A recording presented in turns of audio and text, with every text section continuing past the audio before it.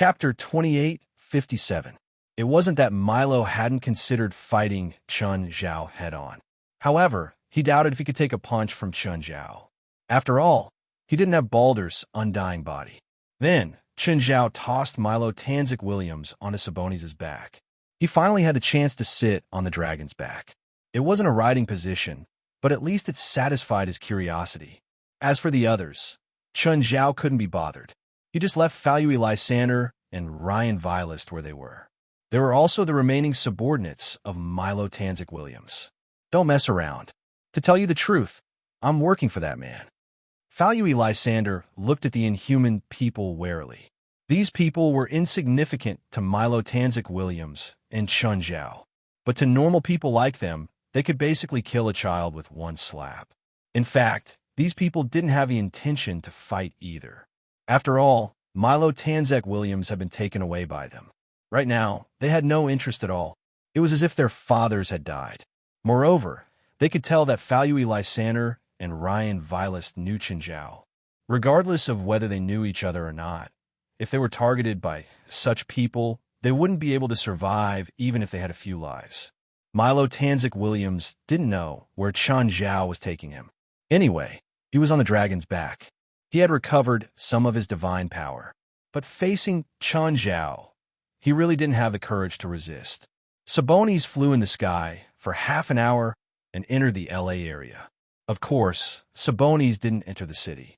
Chun Zhao used air refraction to avoid the radar, but it wasn't very safe. He might still be exposed, so it was better to avoid densely populated areas. Sabonis flew directly into the desert area. Finally, Sabonis landed. Chun Zhao carried Milo Williams and jumped down. At the same time, he told Sabonis to return to the Supernatural Organization's headquarters. After entering the underground base, they finally reached the bottom after many twists and turns. I think you've mostly recovered. Walk by yourself. Chun Zhao tossed Milo Tanzik Williams onto the ground.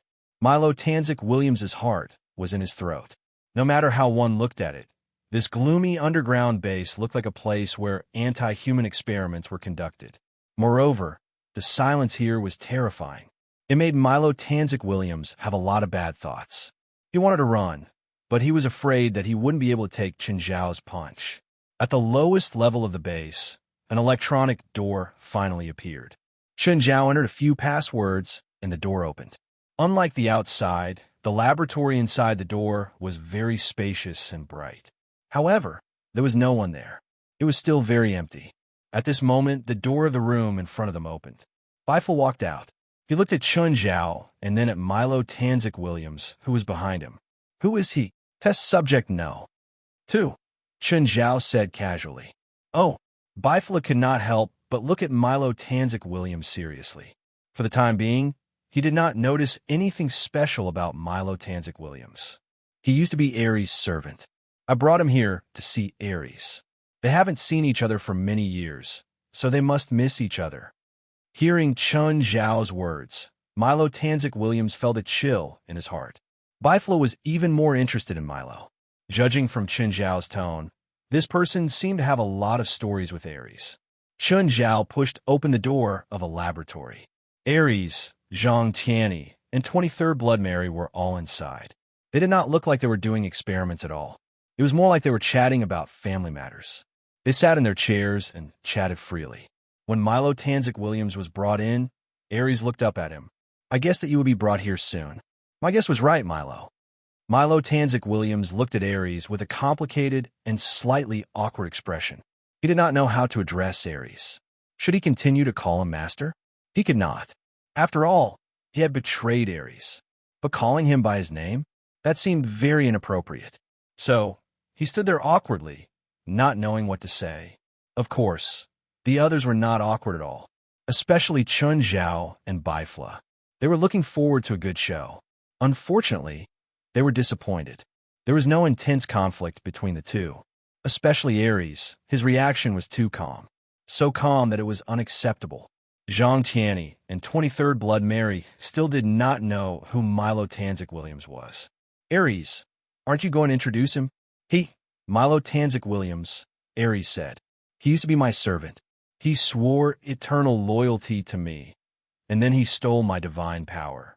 If I had fought Mr. Chun at my peak, he might not have been able to defeat me easily. Looks like you're not completely unconcerned.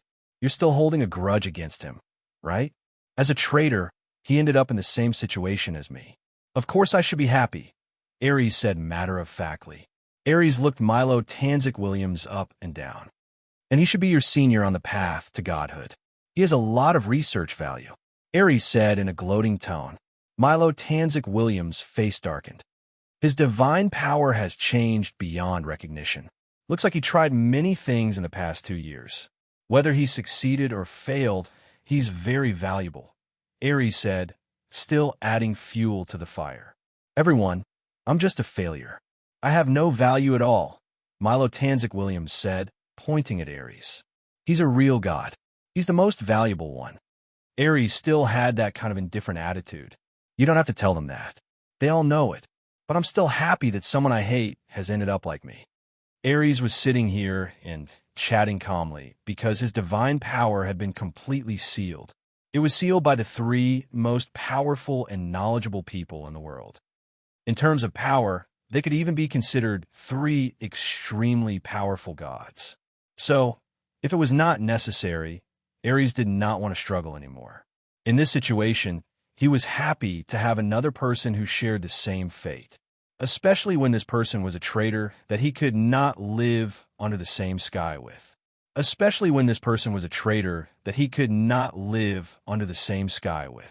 Of course, as a god, Ares did not lose his dignity as a god most of the time.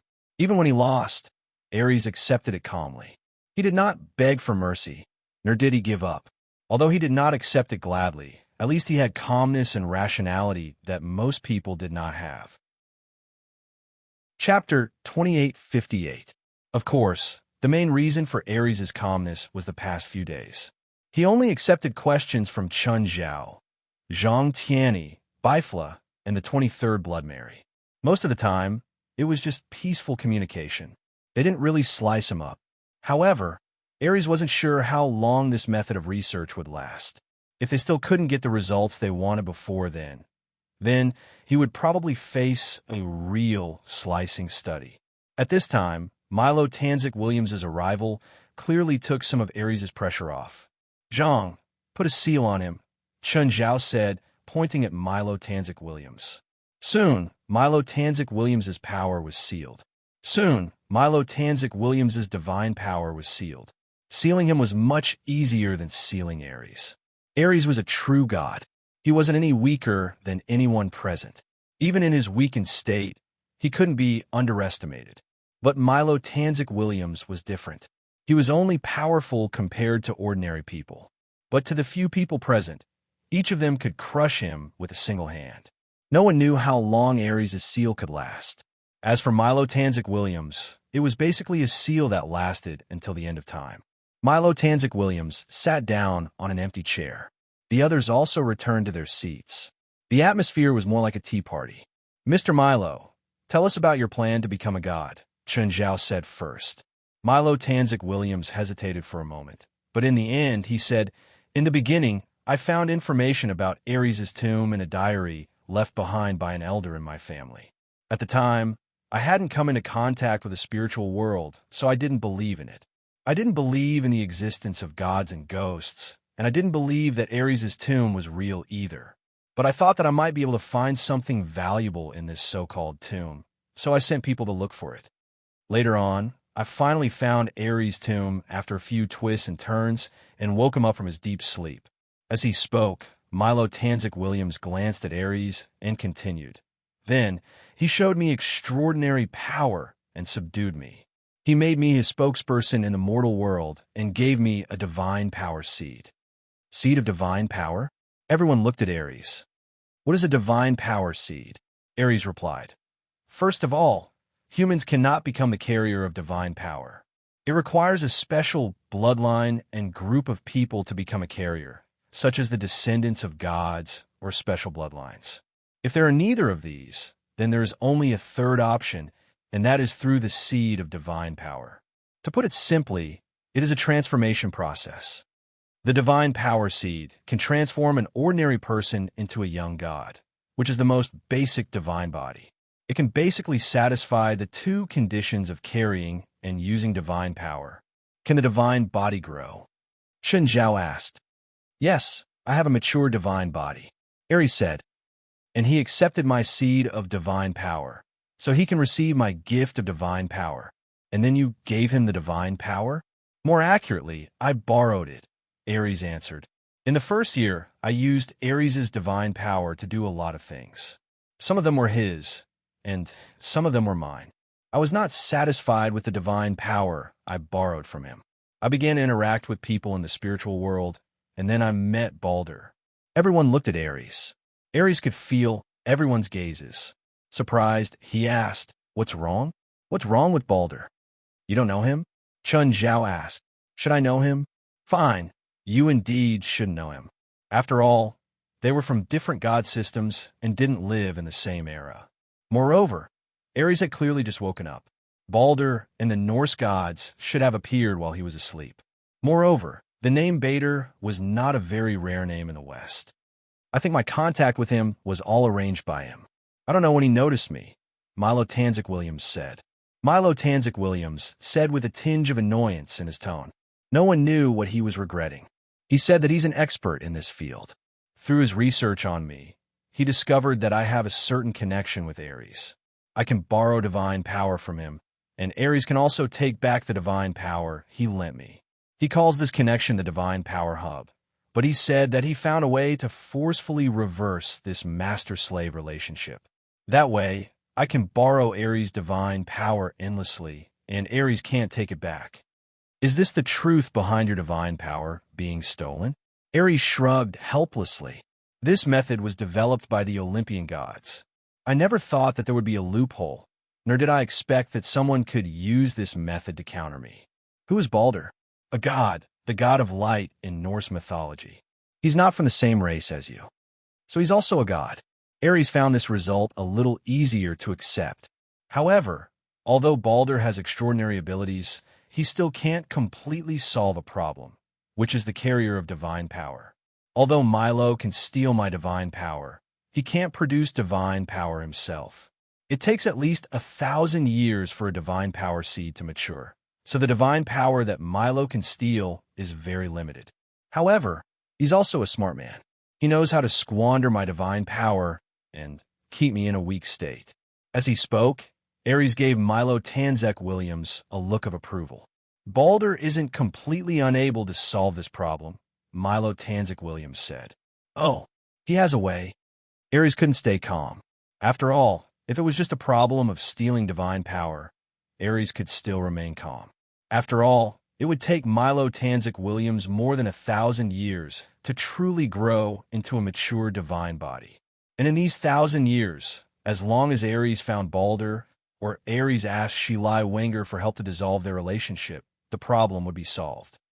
However, Milo Tanzik Williams said that he could completely solve the problem of a mature divine body. Then, for Aries, these 1,000 years would be gone. It's very simple. Find a carrier with primitive divine power, or rather, a divine artifact. As long as I obtain the divine power, I can become a real god. Not only that, I can also plunder Aries' divine power and become a god with 2 divine powers. Chapter 28:59. Simple? Well, that was what Milo Tanzik Williams thought, although he did not succeed. What is a primordial divine right? Can a god have more than one divine right? Milo Tanzik Williams did not answer. Instead, Aries answered, a primordial divine right is the key to becoming a god. It is born from heaven and earth. With a primordial divine right, one has the qualifications to become a god. Then, one can use their own understanding of the laws to integrate into the primordial divine right. Finally, a divine right that is suitable for oneself is born. Then, it is integrated with one's body to become a god. So, is there any difference between your Olympian gods and Mr. Milo's method of becoming a god?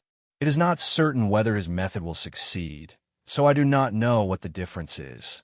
Aries looked at Milo Tanzik Williams and said, in addition, he wants to use this method to plunder my theocracy and then obtain two theocracies.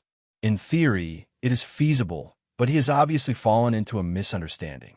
Having more theocracies is not necessarily better than having a single theocracy, unless it is a theocracy of complementary attributes. Among the Olympian gods, there are many who have more than one theocracy, but those gods are not necessarily stronger than me. Since a primordial divine right is born from heaven and earth, is there any way to obtain it? You Olympian gods have so many gods. Don't tell me that all of them are obtained by luck. There are no more than 3 ways to obtain a primordial divine right. One is to have a source. There is one on Mount Olympus, and it is the golden apple tree controlled by Gaia. Ares replied. The golden apple tree is the embodiment of the laws of heaven and earth. It is also the main way for the Olympian gods to become gods. However, the golden apple tree can only produce very few golden apples, and the cycle is very long. The second method is bloodline inheritance. The descendants of gods have a chance of having a primordial divine right in their descendants' bodies. This kind of god is a natural god. For example, Apollo, Athena, and I were born as gods. However, the probability of this is very small. Our father, Zeus, has countless illegitimate children, but only the 3 of us have become gods. Our brother, Hercules, is a demigod. He also has a primordial divine right in his body, but because half of his bloodline is human, it is destined that he cannot perfectly integrate the primordial divine right with himself. So, he can only be a demigod. The third method is inheritance. When a god falls, the primordial divine right will degenerate into a primordial divine right and then return to heaven and earth. However, through some special methods, the primordial divine right can be intercepted and given to another person. The conditions for this method are relatively simple, but there are also disadvantages. The primordial divine right of another person will always be another person's primordial divine right. It cannot be perfectly integrated with oneself. Ares paused and continued. So, comparing these 3 methods to obtain the primordial divine right, the first method is undoubtedly the best and the most powerful, but is also the most difficult. The second method has a relatively low probability. If you have awakening and perseverance, you can also try it, but it is impossible for you to succeed. You can only pin your hopes on the next generation after you become a god. The third method is a choice made when there is no other way. If Mr. Moreau can get the primordial divine right, then he does not need to find other ways to become a god, right? Why would he take a shortcut? Or should I say, take a path that may not be successful? Because he has the qualifications. Ares looked disdainfully at Milo Tanzik Williams. Fusing the primordial theocracy with one's own understanding and turning it into a true theocracy, I dare not say that everyone here can do it. At the very least, you are the top existences in your respective fields. But he, putting aside the divine power he stole from me, he is just an ordinary person. What are the chances of an ordinary person completing this fusion process? You only see the Olympian gods, but you do not know that there are actually more geniuses. They failed because they could not integrate their understanding with the primordial divine right. It does not mean that they have succeeded just because they have the primordial divine right. So, he must find another way to become a god. If he follows the first method, he will definitely not become a god. Milo Tanzik Williams's face was red, even though he wanted to retort. He really wanted to retort, but what Ares said was the truth. He could not refute it. Chun Zhao suspected that the golden apple in the supernatural organization had been exposed. He did not expect the golden apple to be a primordial divine right. Not only had he seen the golden apple, but he had also seen the golden apple tree. Moreover, he had destroyed the golden apple tree with his own hands. It had been destroyed along with a corner of Mount Olympus. Only the golden apple was left. Thinking of this, Chun Zhao suddenly felt a little depressed. The golden apple was indeed precious, but the golden apple tree was truly priceless. What a pity!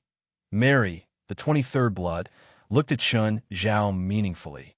Without a doubt, she knew that Chun Zhao had the golden apple. After all, she had provided the information about the golden apple. She also knew that Chen Zhao had fought with Hercules because of this. Our targets are 4 collectors. They all have some collections from the ancient Greek era. 4 of the collections might be related to the Olympian myths, so we're here to try our luck, Milo Tanzik Williams said. Chen Zhao narrowed his eyes. Try our luck. You brought the entire English gang and caused such a huge commotion in L.A. You're telling me we're here to try our luck? Chen Zhao did not believe Moreau Williams' words. If he did not have accurate information, he would not have made such a big move. At least, that was what Chen Zhao thought. It's because Bader told me that there's a high chance this time. He felt many strong energy waves in L.A. It's probably caused by the divine artifact. He also said that there might be strong people in L.A., so he told me to go all out. That's why I brought all my people. Milo Tanzik Williams used Balder as an excuse. This also meant that Chen Zhao could not confirm with Bader. Chen Zhao looked at Ares. Do you think he's trustworthy? Ares looked up at Chen Zhao, silently. I also felt the divine power waves in this area, but I'm not sure what caused it. As for whether what I felt is related to what he's talking about, I don't know. As for whether he's telling the truth or not, I can only say that he's hiding something. Chapter 2860. Zhang Tianyi and Bifla clearly had more questions for Ares and Milo Tanzik Williams. When Chen Zhao left the base, 23rd Blood Mary followed him. Chen, I want the golden apple. Chen Zhao had already expected the 23rd Blood Mary's needs. It's with me, but it doesn't belong to me, Chen Zhao said calmly. Plus, you can't pay. In the past, he didn't know the value of the golden apple, so it was just a decoration. He would put it in an obvious spot in the headquarters or grab it to play with when child came. But now that he knew its use, it was different. That would be different. No one would object to saying that this thing was a priceless treasure. It was a core material for creating a god. In addition, this thing belonged to DDRA and the others. Chen Zhao wouldn't betray his adopted daughter and subordinates for a golden apple. So, he didn't have the right to decide. Although 23rd Blood Mary had gotten the primordial stone from Chen Zhao, her death was approaching. She didn't have much lifespan left. She had to think about this problem almost every day. It wasn't unreasonable to say that the older one was, the more afraid they were of death. 23rd Blood Mary was very afraid of death now. This was human nature. No one wanted to die. Even Chen Zhao was afraid of death. But at 23rd Blood Mary's age, she was facing death for real. This was an unavoidable problem. She had to face this problem wholeheartedly. Extending her lifespan was an eternal topic for her. But most methods in the world couldn't achieve this condition. The 23rd Blood Mary had also used some unknown evil methods. However, the effects of these evil methods weren't ideal. Some of them even had serious side effects. So, unless it was absolutely necessary, 23rd Blood Mary wouldn't be willing to try it again. There was another method, changing her life form. This was also unacceptable to the 23rd generation Blood Mary. Although she was doing anything to extend her lifespan, it wasn't like she didn't have a bottom line. However, this unscrupulous method was not completely without a bottom line. Also, there were strict conditions to transform into other forms. Take the simplest corpse poison, for example. A normal person would be poisoned if they touched it. A sniff could turn them into a zombie. But for the 23rd Blood Mary, if she wanted to turn into a zombie, she would have to drink tons of ptomaine. To collect a few tons of corpse poison, it would require hundreds of thousands of people to cultivate. Even if the 23rd generation Blood Mary was crazy, she wouldn't do something like this. The 23rd generation Blood Mary had also thought of other messy methods. For example, turning into a Blood Clan member or an undead spirit body. They seemed to be existences that could live to the end of time. In reality, it wasn't that simple. Moreover, this kind of transformation would cause her to fall from the top of the spiritual world to the bottom. In the end, the 23rd Blood Mary set her sights on the immortals of the East and the gods of the West. How do you know I can't afford it? Although the 23rd Blood Mary was begging Chen Zhao, she still looked proud when she mentioned the price. Do you? All right, let's hear it. What price can you offer? As long as you agree to the deal, then I can tell you my price. Chen Zhao was surprised. The 23rd Blood Mary wasn't even willing to tell him the price. Could it be that the price she offered was really so high? So high that even he had to be on guard? She should know that I wouldn't go so far as to rob her, right? If you don't tell me what price you're offering, how am I supposed to trade with you? The 23rd Blood Mary hesitated for a moment. Let me think about it. Chen Zhao pouted. He felt that the 23rd Blood Mary was insincere. Was it so hard to get her to name her price? Wouldn't it be harder for her to take it out? It was already morning when he returned home, and he sent Fei Lai and the kids to work and school. Chen Zhao continued packing, preparing to move to Mingyue Villa. Actually, there weren't many things that needed to be moved. After a few days of continuous moving, now, he was only left with his daily clothes. In the next few days, Los Angeles gradually settled down. Tim and Bodhi had now completely controlled the underground world of Los Angeles. This didn't match Chen Zhao's initial plan. However, this was the best choice at the moment. It was good to have a city without gangs. But this was also related to the political environment. If the government was really willing to crack down, Chen Zhao didn't need to do anything. He could make the gang disappear completely in a year or two. If the government didn't do anything, even if Chen Zhao killed until rivers of blood flowed, the gangs would still rise again. Of course, Los Angeles' law and order had improved a lot. At least that's what David reported back to him, the Los Angeles Police Department. In the past half-month, the crime rate in Los Angeles had decreased by at least 80%. After taking care of some chores, Stephen asked Chen Zhao out for morning tea. Stephen had been preparing a new movie recently. Drow Grove also came with him. Because of Lit Grove, Drow Grove had been confirmed as the male lead of Stephen's new movie. Drow Grove, whose career had been on the decline, became famous again. Chun, it's so hard to make an appointment with you. Chen Zhao rolled his eyes at Stephen. You're the one who's hard to make an appointment with. I've been rejected more times than you. Mr. Chun, what have you been busy with recently? Drow Grove was still a bit unfamiliar with Chen Zhao. The way he addressed Chen Zhao was standard, but it also revealed the distance between them. Actually, when Drow Grove was at home, he often asked his son about Chen Zhao's movements. However, Lit Grove himself was busy outside most of the time. Apart from his studies, it was the supernatural organization's business. Now, Lit Grove was an official member of the supernatural organization. His strength had also increased by leaps and bounds. He was also a leader when he went out on missions. Thus, he didn't have many interactions with his father. This time, Stephen and Chen Zhao were having morning tea together so that they could get to know each other. No matter what, Chen Zhao had helped him a lot. Because of the failure of his previous movie investment, the box office wasn't very good. The bank was already urging him to repay. Now that Stephen was the male lead of the movie, the bank immediately relaxed the repayment period. This wasn't the main thing. His other aspects had been strengthened. Because of this too, his career was revived, and his other aspects improved too. So, he naturally had to thank Chen Zhao. If possible, he wanted to build a more stable relationship with Chen Zhao, not just because his son was Chen Zhao's student. Chapter 2861. The three talked about a wide range of topics and were knowledgeable. Therefore, they were able to talk about any topic. Plus, it was a private gathering, so they had no inhibitions. Women, culture, money, or even travel. Mr. Chun, do you know anything about theology? Drow Grove asked.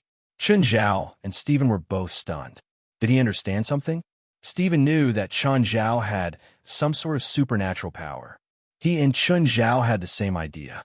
Mr. Drow, why do you ask? I realize that Reet seems to be fascinated by theology these days. I saw that all the books he was looking for were of this type. Furthermore, he likes to go to places with mysterious incidents. Last time, he even went to the Savode, snowy mountain to search for an inn buried in the snow. Chen Zhao remembered Lit Grove's mission, the disappearing Snow Mountain Hotel. Lit Grove had been on that mission for quite some time. He didn't expect Drow Grove to notice. I see, Chen Zhao said righteously. I didn't notice before. I'll talk to Lit and get him to focus on studying at his age. You don't have to force him too much, but I don't want him to go out for 10 days without a sound. I almost called the police. When the child grows up, don't ever think about controlling him, Stephen said emotionally. Drow Grove nodded in agreement. Fortunately, my children are still young. The oldest is only 12 years old this year. No, he should be 13 years old now. Didala was the oldest of his children, but Chenjiao wasn't worried about her. She was at a rebellious age, but because of the upheaval in her family, she was more mature. Chenjiao wouldn't interfere or restrict her too much. Didala probably wouldn't have a rebellious phase. Or rather, she would have a rebellious phase, just not as obvious. Or rather, she also had a rebellious phase, but it was not as obvious. Actually, in reality, the so-called rebellious phase was just reverse psychology. It was related to parents' interference and desire for control. In reality, the so-called rebellious phase was just reverse psychology. It was related to parents' interference and desire for control. Then it was self-awareness and independence. Then came the second kind of judgment and decision regarding the requests and orders of parents and elders. The stronger their parents' control over them, the stronger their rebellious mentality would be. Chen Zhao wasn't a psychology major. However, Chen Zhao had seen some content about educating teenagers. In fact, what some education experts said was very reasonable. When the child grows up, if you still want to keep him on a leash, the child will naturally rebel. However, most of the time, such words were not applicable, because the parents didn't know what would happen if they let go of the leash. Perhaps parents were not necessarily the most correct, but at least they used the correct experience as a reference. From their respective perspectives, both the parents and the child were correct. Stephen, when will you and Mr. Zoll start shooting the movie? Currently, the crew is in the final stages of preparation, and filming will probably start next month. Stephen said, there's still 10% of the budget that hasn't been invested yet. Are you interested? Can I get my money back? Chen Zhao asked a practical question. If this was Stephen's personal project or RASFA's PLM Group's project, Chen Zhao wouldn't be worried at all. But the source of funding for this project had nothing to do with them. Stephen was only the director and producer. The release and promotion of the movie actually didn't have much to do with him. Stephen had absolute say in the production of the movie. But in reality, he didn't have any say in the box office. To put it bluntly, he was just a worker. For example, the company that invested this time was DSN. They had their own finance and accounting system. Moreover, they had their own rules for sharing the box office. Investors didn't get 10% of the box office just because they invested 10%. Actually, it was hard for outsiders to understand Hollywood's profit-sharing system. Hollywood's finance and accounting system could totally make a blockbuster movie lose money on the books, and the outside investors couldn't do anything about it. I can guarantee that this investment will be counted as my investment on the books. No one or company will dare to erase my share of the box office. Stephen had the right and confidence to do so. In Hollywood and even the global entertainment industry, the Big Six were undoubtedly six super empires. But the one with the most power wasn't the CEO or director of the six empires, but Stephen. He was the uncrowned king of Hollywood, the king of directors.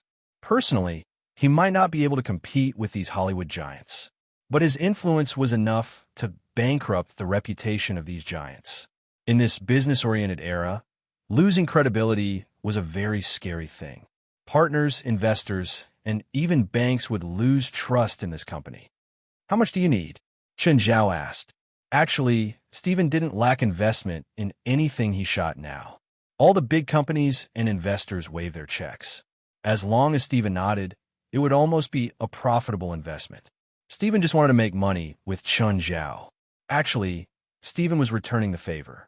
Previously, Chen Zhao had given Stephen a hand when distributing the profits on Mystical Island. So, Stephen naturally wanted to return the favor. Of course, it was also in the movie field that he was most confident in.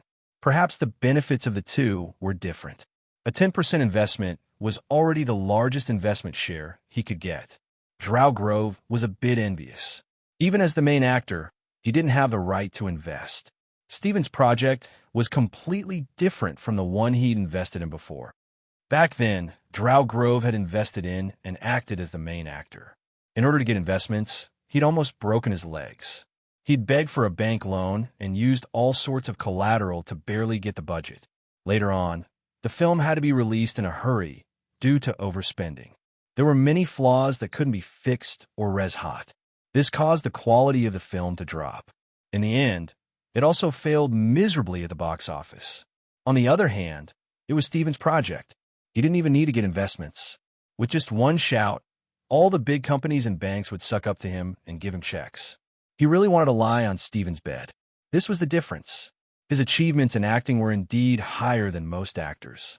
But as an investor and film producer, he was a Pacific Ocean away from Steven. If Steven hadn't asked him to be the main actor this time, he would probably be crushed by the huge debt. In Hollywood, there were celebrities who went bankrupt every day. Most of them were like him, attracted by the seemingly delicious projects. Then, they gambled with all their money. The consequences were obvious.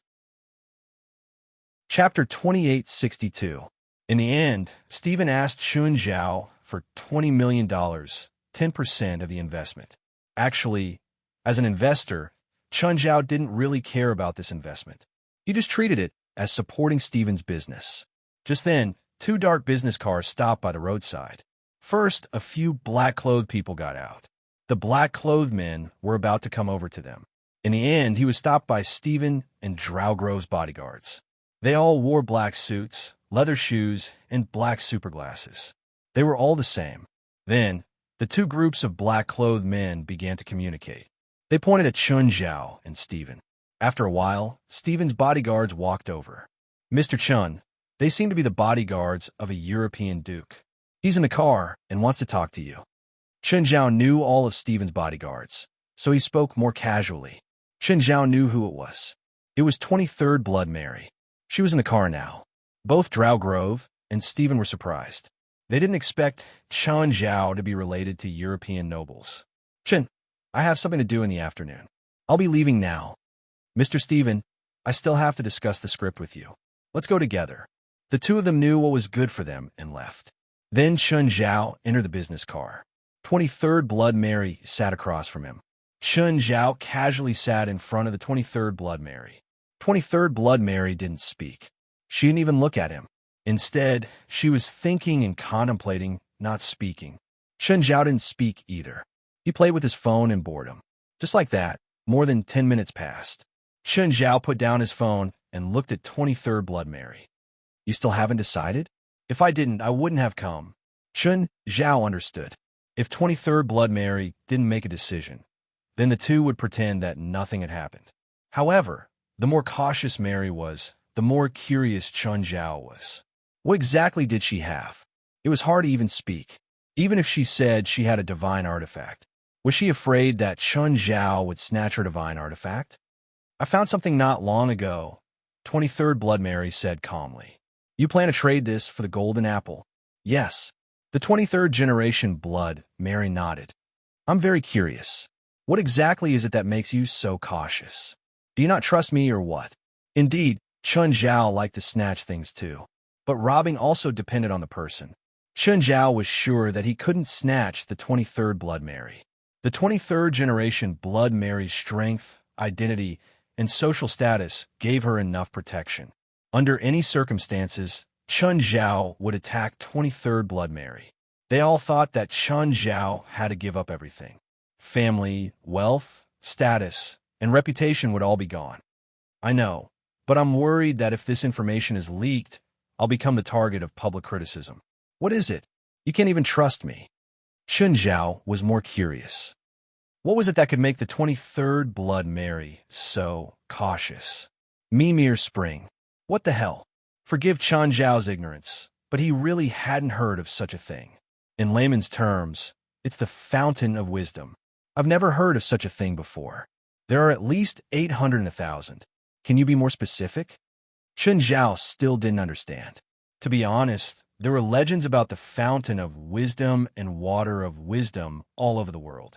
There were at least 800 divine and holy waters with the name Fountain of Wisdom. Therefore, it was hard for Chun Zhao to figure out which myth this thing was from. It's the Norse Fountain of Wisdom, the 23rd Blood Mary said. The 23rd Blood Mary said, the god king Odin exchanged an eye for it. After drinking the water from the Fountain of Wisdom, Odin predicted the twilight of the gods. According to the legends, The twilight of the gods began the moment Odin drank the Fountain of Wisdom. The main use of the Fountain of Wisdom is to let people see the future? Chen Zhao asked.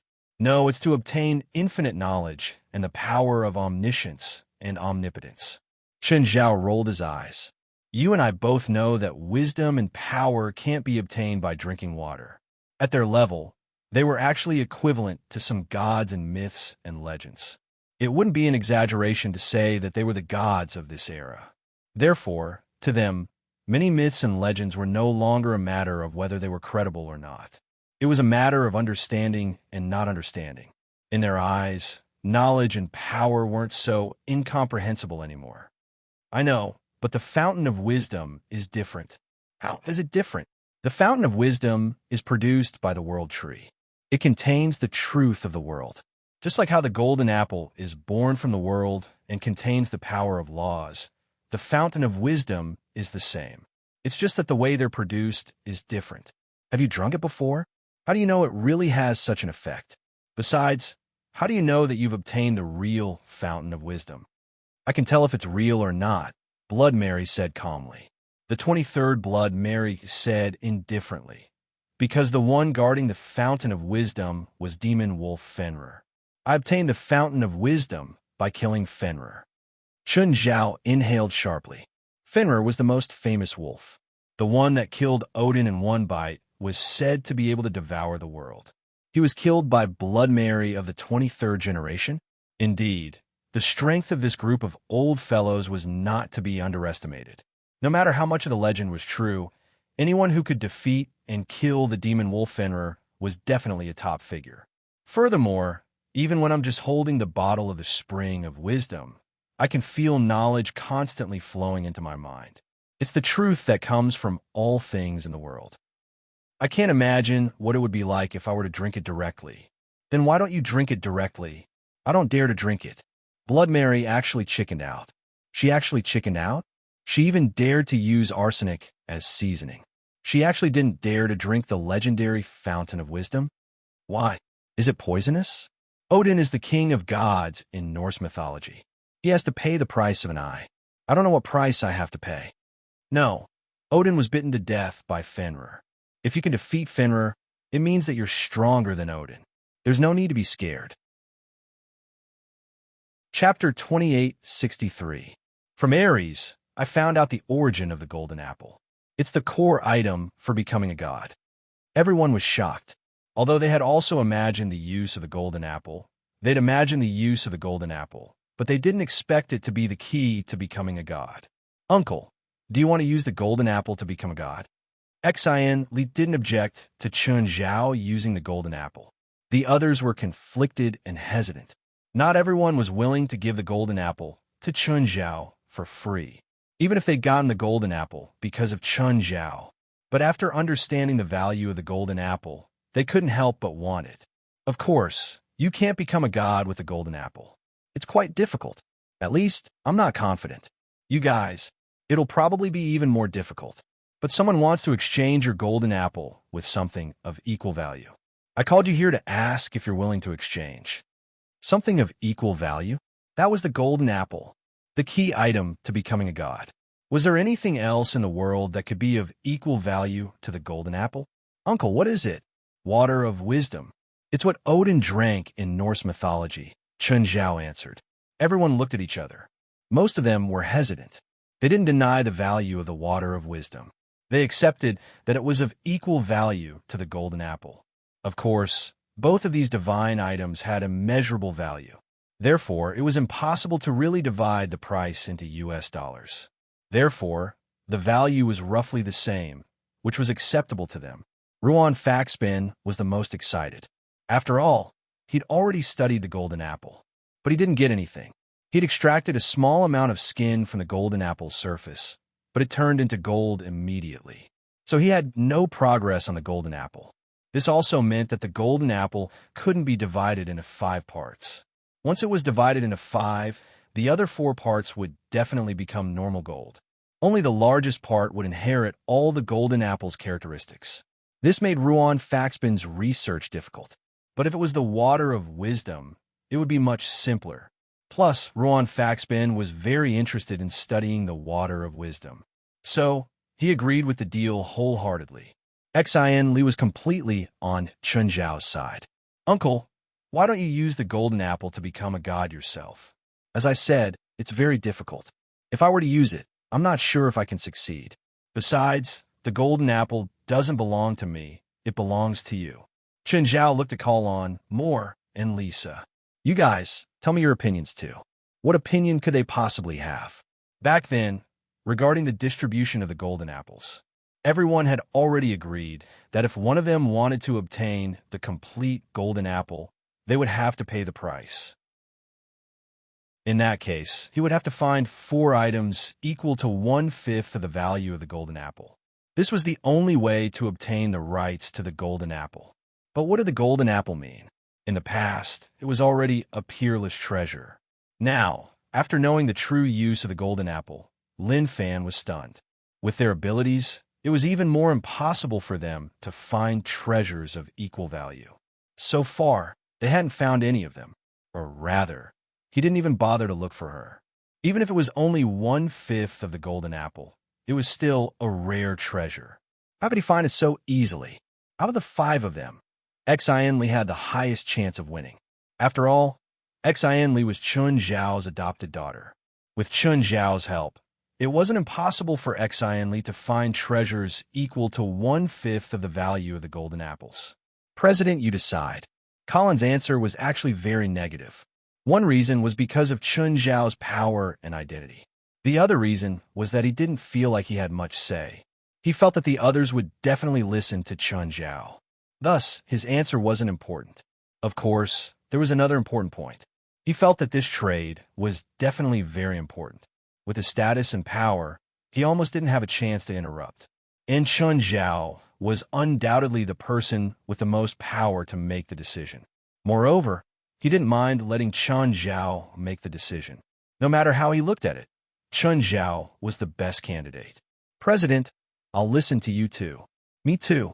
President, can you tell us who we're dealing with? The leader of the Scarlet Church, 23rd Blood Mary, the initiator of the Scarlet Mission, Chun Zhao said. She's on the same level as me. Chun Zhao had once felt that 23rd Blood Mary might be the weakest among them. Even a newly promoted Bifla might be much stronger than 23rd Blood Mary. Not long ago, 23rd Blood Mary had personally told him that. She had killed Fenrir, the world-destroying demon wolf in Norse mythology. It was a peerless beast that had bitten Odin to death with one bite. Of course, Chun Zhao hadn't seen the battle. But no matter what, Chun Zhao wouldn't have that kind of thought again. 23rd Blood Mary, Bifla, and Zhang Tianyi. They were existences that stood at the peak of the spiritual world. None of them were kind. Among them, only Ruan Faxabin had seen 23rd Blood Mary before. However, there was practically no one in the spirit world who didn't know of the 23rd generation Blood Mary. So, there was no need to tell them about 23rd Blood Mary's identity and power. They already knew about the 23rd generation Blood Mary. In the end, everyone agreed to the trade. Of course, not everyone was willing to do so, but at least they didn't reject it. Chun Zhao's attitude was also very clear. Actually, he'd already agreed to the trade when he discussed with the 5. If he didn't agree, he wouldn't ask them. Of course, Chun Zhao had to be the one in charge of the trade. If it was someone else, they would probably be swallowed by 23rd Blood Mary until not even their bones were left. The so-called trade had to be of equal status and power. Lions wouldn't trade with sheep. After the conversation with the 5, Chun Zhao contacted the 23rd generation's blood, Mary. Chun Zhao returned to the headquarters and took the golden apple. He had to admit that the supernatural organization really didn't pay enough attention to the golden apple. When Chun Zhao arrived at the headquarters, the golden apple was placed on the guest table in the hall as a decoration. If Milo Tanzik Williams knew about the golden apple, he could just come to the supernatural organization while Chun Zhao wasn't here. He probably wouldn't even need to fight to get everything he wanted. Fortunately, although the golden apple wasn't valued, no one knew that it was in the supernatural organization.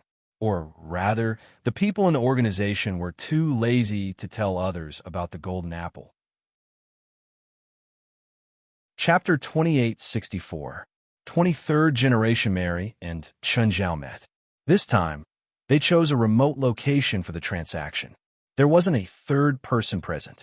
23rd generation Mary took out a transparent bottle. Colorful lights flashed in the bottle. Chun Zhao raised an eyebrow. This thing looked familiar. The bottle of Satan's blood that the handsome boy had given him was like this. Satan's blood was actually a drop of the handsome boy's blood. However, the color was more vibrant and the light was more intoxicating. If one looked at it for a long time, they would feel like they couldn't control themselves. Where's the thing I want? 23rd generation Mary looked at Chun Zhao. Chun Zhao took out the golden apple. Here, can we do the transaction now? Chun Zhao shook his head. 23rd generation Mary frowned slightly. Displeasure appeared on her old face. What? Do you want to inspect it?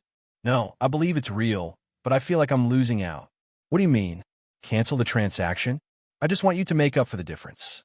Chun Zhao chuckled at 23rd generation Mary. The so-called transaction was, of course, an equivalent exchange. But it wasn't just about the value of the item itself. It was also about the two's needs.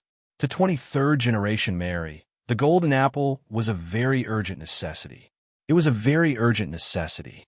But the water of wisdom was different. To Chun Zhao, Xian Li, and the other four, it wasn't a necessity. 23rd generation Mary quickly understood the crux of the matter. What do you want? Fenrir, Chun Zhao said. The most ferocious magical beast in history. It shouldn't be cheap. 23rd generation Mary took a deep breath. She closed her eyes and thought for a few minutes. Chun Zhao didn't rush her. He stood there and waited for 23rd generation Mary's reply. Half. I can only give you half at most. Plus, I've already sliced Fenrir. I can't give you the whole thing. You're not planning to give me the bits and pieces, right? Take away the most valuable parts. I won't take the leftovers. I said half means half.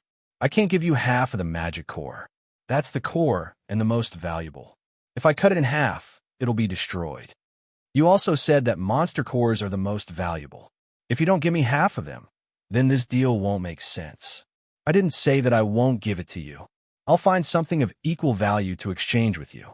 That's the monster core of a peerless beast. Where are you going to find another one?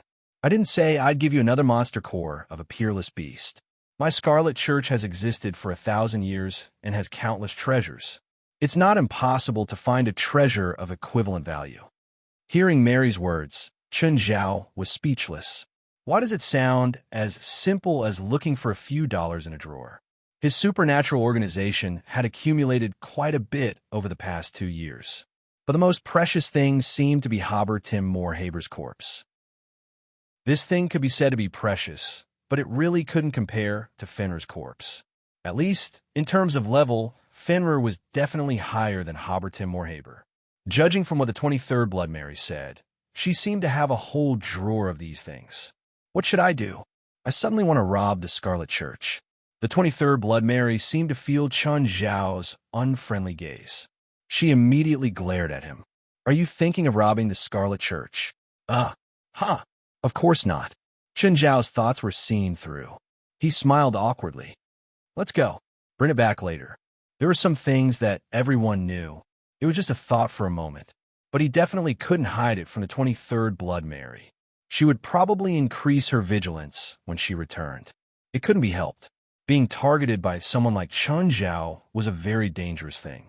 When he got home, Chun Zhao took out the bottle of Satan's blood that the handsome guy had given him and compared it with the water of wisdom. They both had a similar feeling, but the water of wisdom was clearly much thinner. It felt like it had been diluted. The 23rd Blood Mary had said that the water of wisdom was born from the World Tree. Was the handsome guy's original body the World Tree? Definitely not. That guy's original body was an angel. But since he was that powerful, it was understandable that he had some kind of magical powers. According to Chun Zhao's speculation, the small world would eventually evolve into a small world. The small world would then give birth to the World Tree. Thinking about it this way, it seemed reasonable that the handsome guy's blood had turned into the water of wisdom. The speculation process was rather rough, but Chun Zhao felt that his guess was probably correct. At least the general direction was correct. As for the details, he was still studying it. The main use of Satan's blood was for the advancement of a great lord who had become a secondary demon king. In the infernal realm, the number of secondary demon kings was not too many, not too few. Chun Zhao wasn't a demon from hell, so the handsome guy had given him this. As for how to use it, Chun Zhao didn't know. The handsome guy hadn't told him either. He only said that he should slowly comprehend and absorb it. But if he absorbed the power of Satan's blood through the bottle, it would probably take him a few hundred years to completely absorb it. Chun Zhao guessed that he would have to drink it. However, the handsome guy had said that anyone below the secondary demon king level would explode when they touched Satan's blood. So Chun Zhao was curious how a great lord could drink this and become a secondary demon king without dying. As for the water of wisdom, Chun Zhao planned to return it to Exenli, Mor, Ruan, Faxaban, Risa, and Colin. It was originally exchanged for the golden apple that belonged to them, so the water of wisdom naturally belonged to them too. But they couldn't drink it directly. Even after diluting it, they still couldn't handle it. Chun Zhao could feel the terrifying power contained in the bottle. Probably only people at Chun Zhao's level or Gen 23's level could handle it. Moreover, Chun Zhao felt that he might have to pay a price for it too.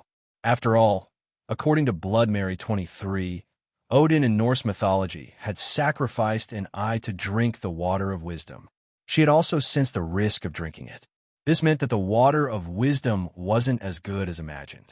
Unfortunately, there was no instruction manual. But Chun Zhao could ask the handsome guy. No one should know the correct way to use it better than him. But even if he didn't drink it, he would still feel some enlightenment just by touching it through the bottle. Chun Zhao didn't feel it strongly, because he was already used to the pure Satan's blood. When Chun Zhao had first touched Satan's blood, he also felt some incredible enlightenment. But it was like a drug resistance. After using it a few times, the feeling would fade. Chapter 2865. Master, there's a visitor, the butler said in an electronic voice. Confused, Chun Zhao said, "Show me the video." The surveillance footage was brought up. It was an unfamiliar man. He wore a gray suit and glasses. His hair was combed until it was shiny and shiny. He had a briefcase in his hand. Chun Zhao was sure that he didn't know this man. "Who is it?" Chun Zhao asked. The man looked at the camera and said, "Hello, I'm Ningtai Johnson from Fellman Biopharmaceutical Company." Chun Zhao thought for a moment and decided to let the man in. Ningtai Johnson looked more like a salesman. His words and actions were methodical and carried a strong professional habit. It wasn't that he was impolite. He was just too well-behaved.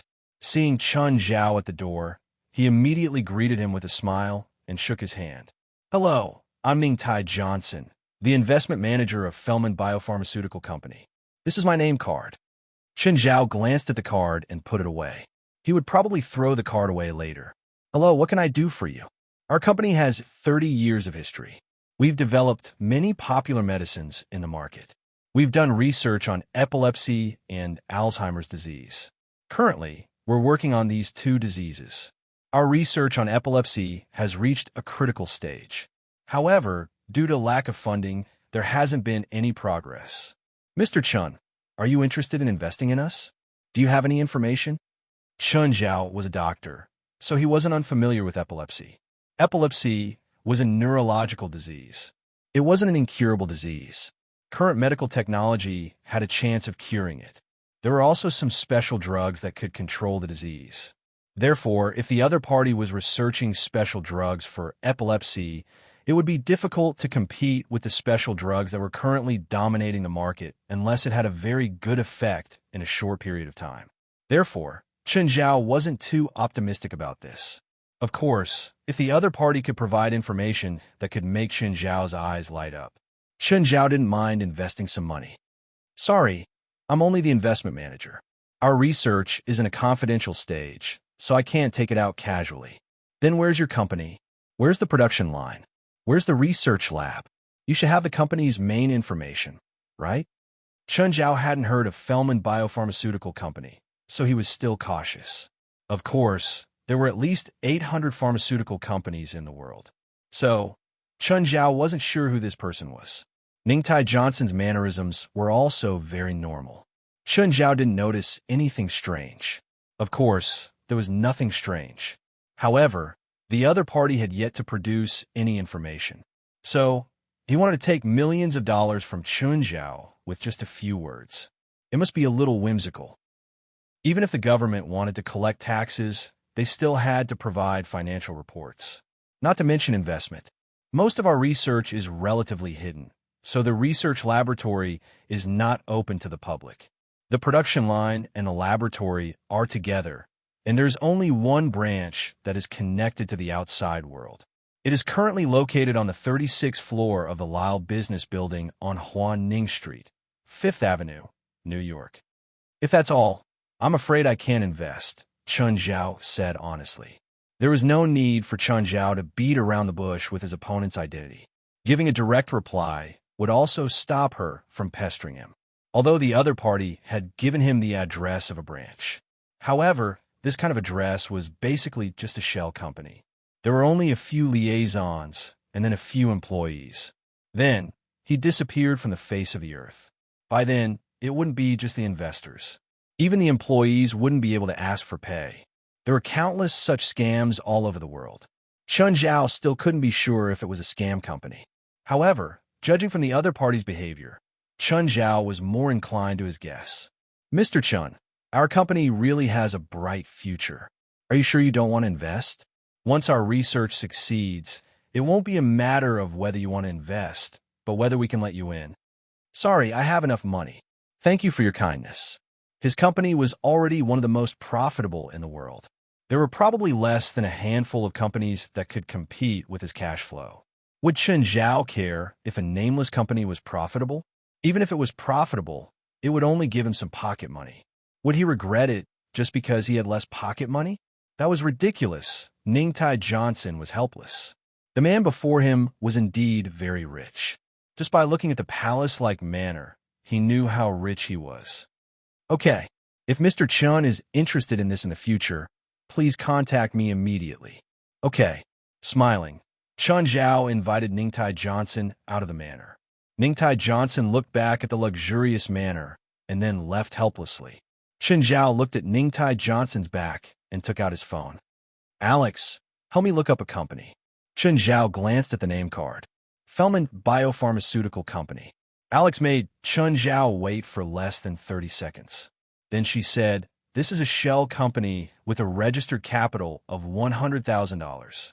It doesn't do financial investments or any related upstream or downstream companies. It doesn't produce any products and currently has no tax records. That's all I've found from the tax website. If you need more detailed information, you'll have to wait for a while." So it really was a shell company? Chun Zhao pursed his lips. Forget it. There's no need to look. The people from this company came to me for investment. The information that Alex had found was enough. Chun Zhao wasn't interested in knowing more about the company. He wasn't interested in knowing how many people the company had cheated. Anyway, it was fine as long as his money wasn't cheated. Ningtai Johnson returned to the hotel and tossed his briefcase aside casually. He slumped into the chair, his expression changing continuously. He'd failed again today to find an investment. Of course, this wasn't his first failure. Before this, Ningtai Johnson had already found a dozen rich people. But all of them gave the same answer. No money, fuck off. The only difference was that some people were more subtle. For example, the Chinese man today. Just then, Ningtai Johnson's phone rang. "Ningtai, how's it going? Did you get the investment?" "No. No one's an idiot," Ningtai Johnson complained. "I don't have any valuable information. Why should they invest? Looks like normal plans won't work. I need to use some unconventional methods to accumulate research funds." Chapter 2866. Hearing his words, Ningtai Johnson knew it wasn't good. What do you want to do? Don't mess around. This is a society ruled by law. Do you still think you're living in the dark ages of the Middle Ages? This era is no different from the Middle Ages. People with power can still do whatever they want, right? No, you're wrong. In the past, ordinary people couldn't hurt us, but now a missile can turn us into dust. That's why I need to continue my research from 800 years ago. As long as it succeeds, even missiles can't kill us. This is how we ensure our safety. But if you cause a commotion, we might be destroyed by the government before our research succeeds. No, as long as we're careful, it'll be fine, Herm replied. We could just pretend to be ordinary people. Fine. Tell me, what do you want to do? Kidnap those tycoons? Don't be silly. The risk of kidnapping tycoons is too high. Herm retorted. Plus, they have too much influence. The government will retaliate. Hearing Herm's words, Ningtai Johnson finally sighed in relief. He really thought Herm wanted to kidnap the tycoons. They were already part of the modern society. Therefore, they understood the rules of this era. Don't go against the government no matter what. Don't go against the rich no matter what. This was the rule of this era. Then what do you suggest we do? Rob a bank, of course. 3 minutes of silence. Then Ningtai Johnson spat out a mouthful of blood. He really thought Herm had turned over a new leaf. He wanted to give Herm a thumbs up. In the end, his thoughts were even more ridiculous. Rob a bank? Ningtai Johnson thought Herm's central nervous system must have been corroded by the Azure Demon Potion he created. What was the concept of robbing a bank? In the movies, there would always be a group of vicious or intelligent people who fooled the police and the bank security system. They would then casually leave with a huge sum of money. In the movies, it was really cool. In reality, it was much more troublesome than in the movies. Not to mention the small banks in the remote areas. Those small banks were destined to not have much money. For people like them, it wasn't too difficult. But how much money could they rob from those small banks? 100,000 USD was already the limit. But $100,000 was enough to buy a culture tank. So robbing a small bank was pointless. Based on their need for funds, they could only rob the headquarters of the banks located in the city center or the branches of the megabank groups, the kind that handled tens of millions of USD every day, or the banks that acted as the cash reserve of the regional banks. Only this kind of bank could meet their needs. However, the difficulty of robbing such a bank was basically the same as attacking a military base. He didn't think that with their strength, they could easily rob this kind of bank's money. Most importantly, once their abilities were exposed. In that case, it wouldn't attract ordinary people. There was a high chance that people from the spirit world would intervene. At that time, they would be in even more trouble. You're crazy. No, I have a plan. In fact, I've been planning since you failed to find the funding. Herm explained in a serious tone. The labyrinth seeds we've cultivated are close to success. It won't be long before we can mass cultivate them. We can use them to carry out our robbery plan. Lost Path Seed? You should know the weakness of a Lost Path Seed. We haven't solved the problem of the labyrinth seed yet, Ningtai Johnson said in dissatisfaction. So, forcefully using the labyrinth seed is also very risky. But if we can't find the funding, our research will have to stop. We don't have much time left. If we can't make a breakthrough, we can only become a pile of dirt. Ningtai Johnson fell silent. Of course, he understood Herm's words. He also wanted the research to continue. He also wanted to make a breakthrough. However, he and Herm were different. After they woke up, they understood the rules of this era and discussed the division of labor. Herm continued his experiments, while Ningtai Johnson walked outside and was in charge of providing Herm with funding. Ningtai Johnson had been outside for a long time. He understood the rules of the outside world better than Herm. Therefore, he understood their position and strength better. This era was the era of ordinary people. Although there were spiritualists, it was still a world dominated by ordinary people. Spiritualists could use their own abilities to occupy a place. However, if they crossed the line, not to mention the ordinary people, the government wouldn't let them go. Even spiritualists wouldn't let them go. Herm, the nerdy otaku, was different. Although he had some understanding of the outside world, his way of thinking was still in the Middle Ages. He still felt that as long as he was strong enough, he could do whatever he wanted, just like 800 years ago. But in reality, 800 years ago, they still couldn't do whatever they wanted. Otherwise, they wouldn't have been forced into hibernation and only woke up after 800 years. Hibernation didn't mean they wouldn't lose their life force. In fact, their current appearance didn't match their real age. Even their bodies were like rotten wood, about to rot and age. This was why they immersed themselves in research after they woke up. For the sake of true immortality, they had been engaged in this research since 800 years ago. They had also achieved some results from their research. These results gave them 300 years of life. However, these 300 years of life didn't bring them joy. The effects of their research also followed. Countless spiritualists formed an alliance and declared war on them. They had no choice but to hibernate to avoid the encirclement of the spiritual world. Although hibernation could slow down the loss of their life force, it didn't mean it wouldn't. Moreover, the duration of hibernation was longer than they had planned. 800 years of hibernation offset 300 years of life force. 800 years of hibernation caused the first stage of their research to go to waste. It was because they were afraid of death that they started their research on immortality. But now, reality forced them into a corner. If they didn't research, they would die. According to their estimations, they only had around 10 years of life left. In this era, research required money. It wasn't like the past where they just robbed. However, in the end, they were only doing biological research, not finance. Therefore, money was the biggest stumbling block on their research path. Chapter 2867. Chen Zhao, what have you and 23rd been doing these days? She's always sneaky. She didn't even come these days. Zhang Tianyi was sure that there was some secret between Chen Zhao and 23rd Blood Mary. After all, 23rd Blood Mary had always been the most passionate about studying Aries. However, in the past 2 days, she didn't come to talk to Aries at all. She locked herself in the hotel and even refused their visits.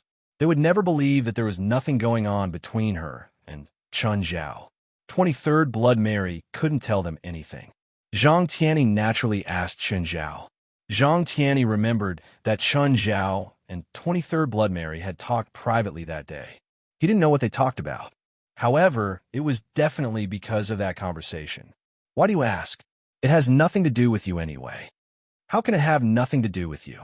I'm just worried that 23rd Blood Mary will trick you. I'm just worried about you. Believe me, 23rd Blood Mary is cruel and cunning. I'm really worried that you'll be taken advantage of by her. With that, even Zhang Tianyi started to doubt himself. If you really want to know, ask 23rd Blood Mary. If she's willing to tell you, I won't object. If she doesn't, I can't help you even if I want to. Zhang Tianyi immediately caught the meaning in Chen Zhao's words. Chen Zhao should be the seller, and 23rd Blood Mary was undoubtedly the buyer. What Chen Zhao sold to 23rd Blood Mary must be very precious. So precious that he had to be wary of them. What did you trade? Primordial stone? No, you don't have primordial stone anymore. Is it some other treasure that can extend life? Zhang Tianyi couldn't be blamed for being so sensitive. He also wanted to extend his life, although he wasn't as desperate as 23rd Blood Mary. But he wasn't young anymore. If he had the chance, of course he wanted to extend his life.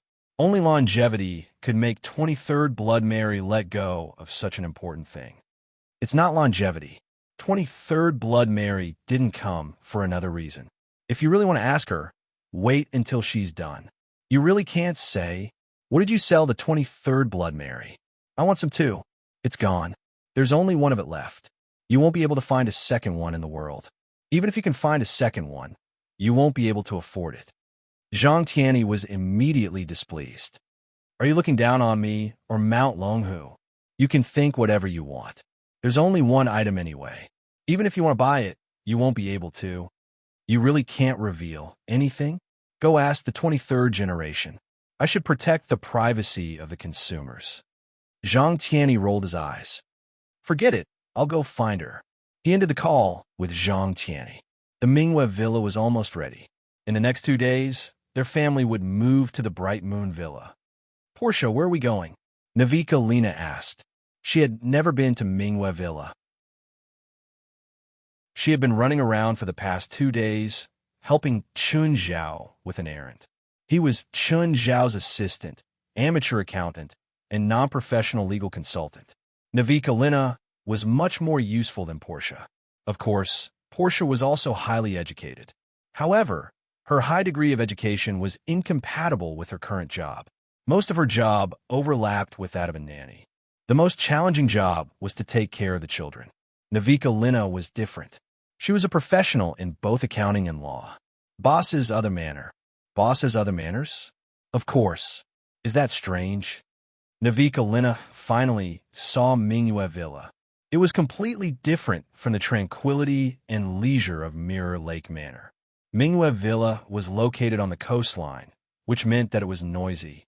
It was a completely different style. Mingyu Villa was more majestic. Portia pushed her suitcase and glanced at the dragon head in the yard. Boss, the craftsmanship is so bad. The outer shell is falling. Chun Zhao was speechless. I'll take care of it later. The dragon head had been there for a few months. Chun Zhao had forgotten that the dragon head would rot.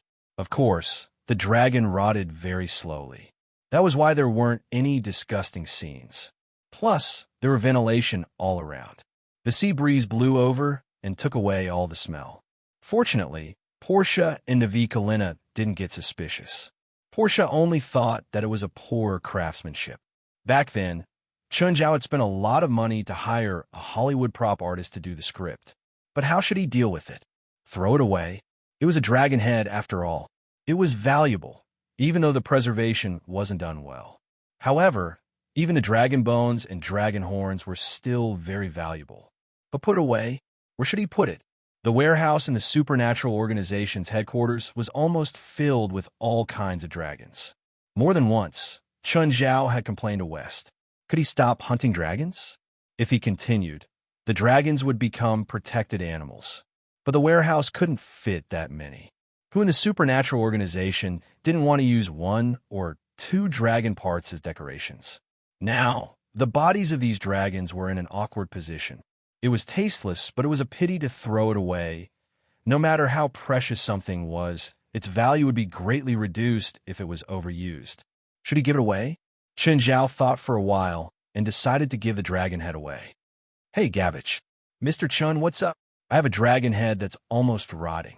Do you want it? Chun Zhao felt embarrassed. He felt like he was throwing trash away. He couldn't bear to throw it away, but he had to give it away like it was a treasure.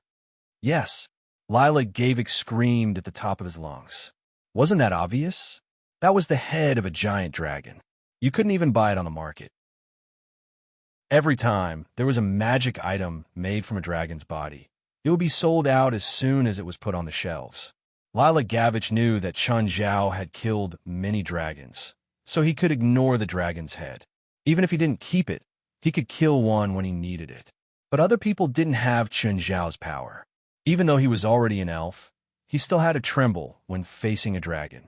For example, his dark elves had to sacrifice at least half of their population to kill a dragon. But now, Chun Zhao was giving away a dragon head for free. Only an idiot would reject it. Okay, come my Mingyu Villa. I still have some people. When Lila Gavich brought people over, he realized that the so-called rotting dragon head was actually slightly rotting. The situation was much better than he had expected. Lila Gavich was even happier. This thing was worth a lot on the market, let alone for his own use. 9 Heaven's Divine Emperor. Chapter 2868. Back then, Chun Zhao's dragon head had indeed looked impressive when it was fresh. But now it was almost done rotting. It was incompatible with the overall style of Mingyu Villa. It was only a matter of time before they got rid of it. Portia and Navika had already changed into swimsuits and went to play on the beach. Navika had never had so much fun. On this high-quality beach that stretched for several kilometers, no one would harass them. They didn't need to hide here. They could enjoy the best beach entertainment here. They could even swim to the deep water. If they were tired, they could climb onto the yacht floating in the deep water to rest. Not long after, Navika Lina suddenly screamed, "Portia! Shark! Shark!" Portia was lying on an inflatable cushion. She was overjoyed. Looking at Navika's terrified expression, she laughed out loud. "Portia, I'm not joking. It's a real shark. Look over there. I know. Don't be so nervous. Relax." Portia waved her hand calmly and turned to look in the direction of the shark's fin. "That should be the boss's." "What boss?" "Portia, let's run. That looks like a big guy. That big guy is our colleague. More accurately, he's one of our bosses." "I don't know what you're talking about. Are you crazy? They're our boss's pets. We'll need to take care of them for a long time in the future. Portia had long passed the time to be terrified. In the past, she'd been as terrified as Navika. Right now, she was calm and collected. Navika calmed down a little, but she watched as the shark's fin flew toward them. She couldn't help but shudder. Although she had seen enough terrifying animals in the Mirror Lake Manor, she had never seen anything like that before. But on the sea, she still couldn't hide her fear when facing the huge shark. "Want to attack us? Don't worry, it won't." Finally, third brother leaped up before them. Navika Lena was frightened by the nearly 10 meters long body. Chun Zhao was in the yard on the cliff, drinking afternoon tea and watching the scenery on the sea. On the surface of the sea, Portia and Navika Lena's situation could be seen clearly. Just then, an inferior demon ran to Chun Zhao. "Master, the room is ready and the luggage is ready. Okay, go prepare dinner." Chun Zhao waved his hand. The inferior demon hesitated for a while, but it did not leave. It hesitated on the spot. "What? Anything else?" "Master, that..." The inferior demon suddenly knelt on the ground and cowed out. "Master, I want to learn magic." Why do you study magic?" "Master, magic can solve many things. Cooking, housework, and guarding the manor can all be improved through magic. Last time at Mirror Lake Manor, a leopard broke into the manor. In the end, more than a dozen of our brethren couldn't kill the leopard. It was Lord Raymond who took action and killed the leopard. Lesser demons were treated as servants in the infernal realm, but no one treated them as guards. It wasn't that they couldn't learn magic, it was just that their talent was really worrying. If you want to learn, then learn. I'll go to hell next time and help you find some suitable demonic magic."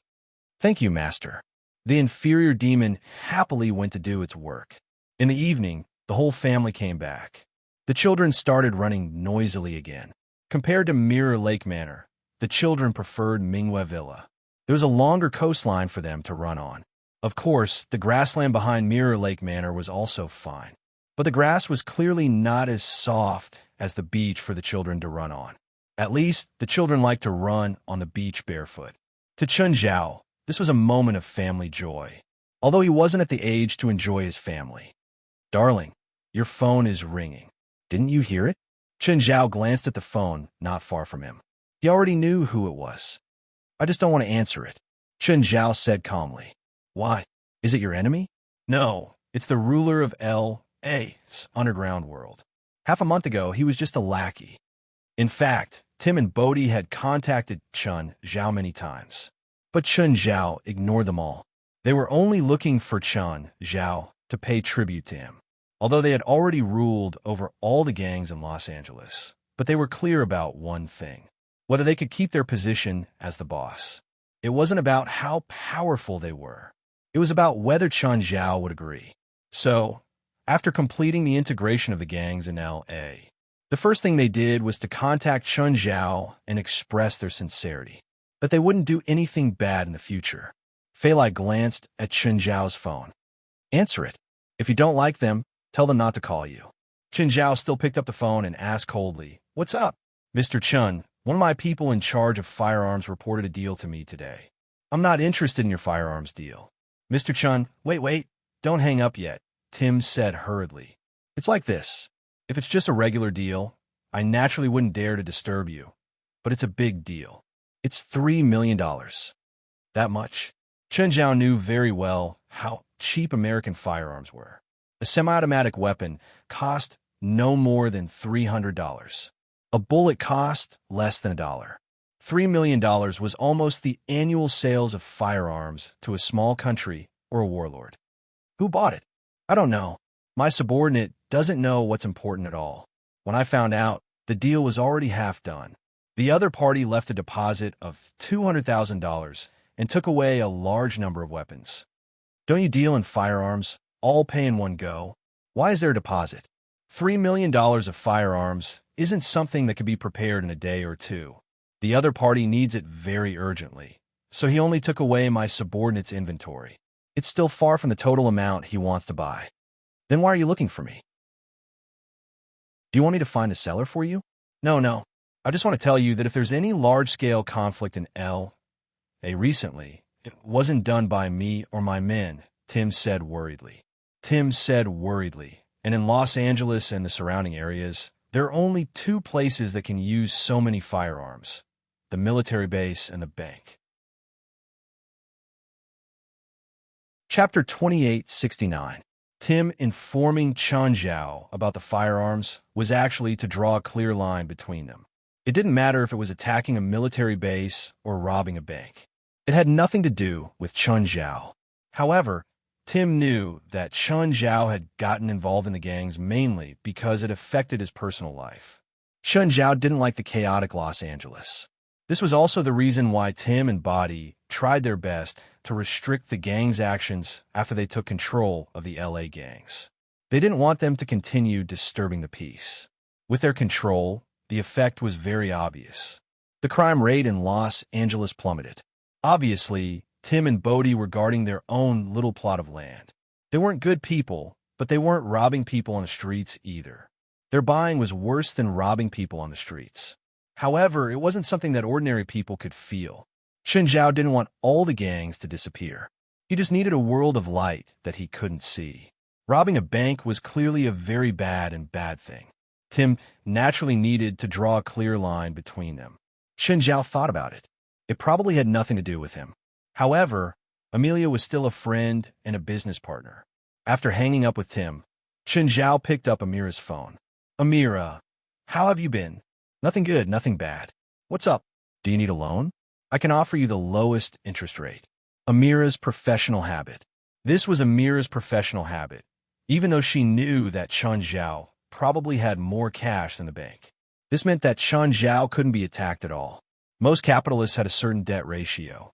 Even their personal assets like cars, houses, and yachts weren't enough, not to mention their companies. Most of the time, they would buy with loans. Even if they had enough money, they would still choose to buy with loans. This was because they needed to keep more cash for investment or reserve. This was a special rule given by this era. Therefore, most listed companies would have a certain percentage of shares in the hands of banks. But Chun Zhao was different.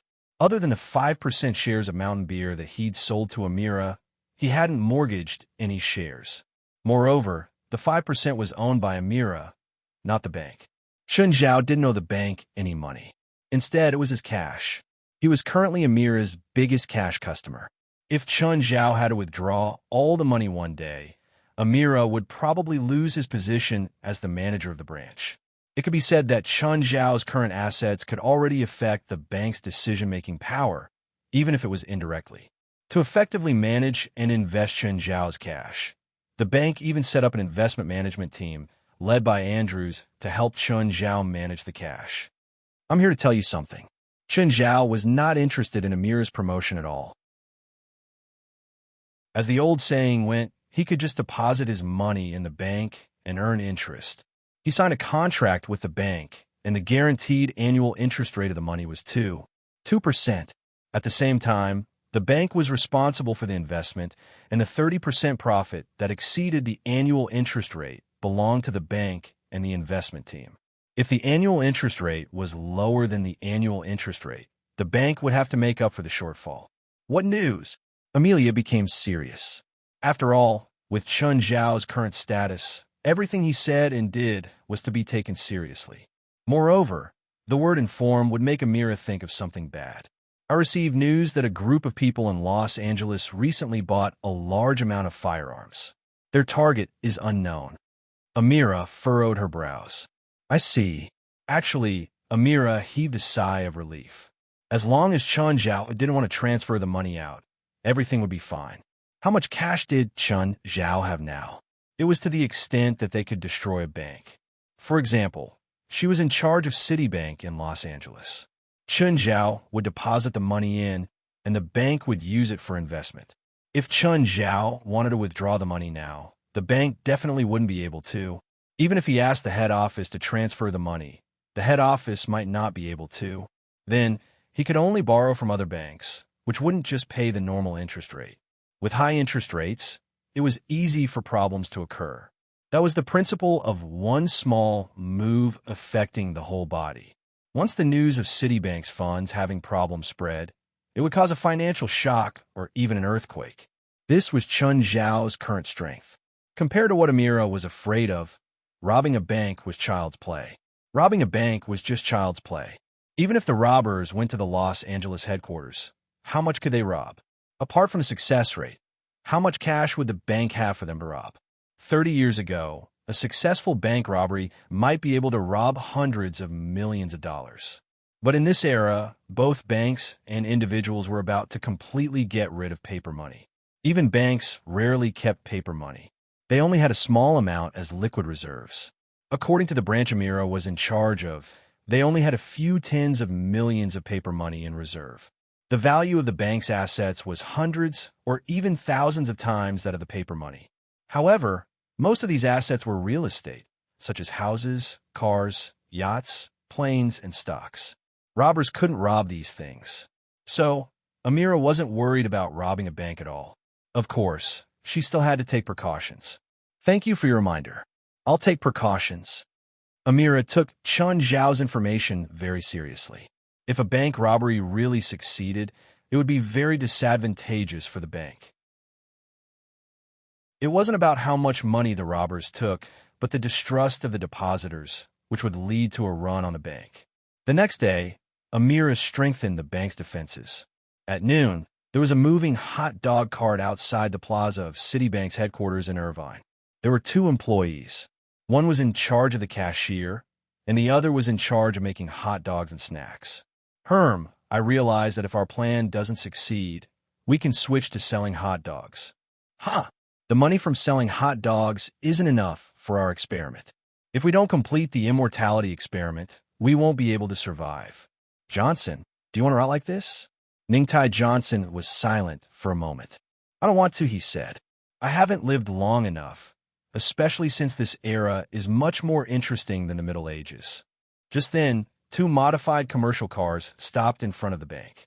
20 fully armed people alighted from the cars. Has information about our operation been leaked? How is that possible? Only the 2 of us know. Do you think it's me or you? Chapter 2870. It was Ningtai Johnson and Herm's plan from the start. The 2 of them knew each other very well. They knew the other wouldn't betray each other.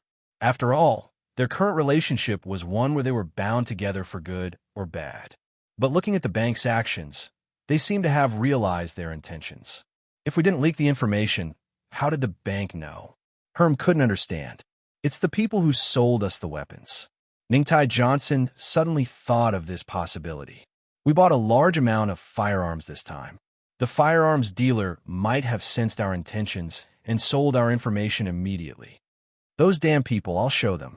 Those arms dealers are a small problem, but we can't go find them now. Maybe they've already set up a trap and are waiting for us to walk into it.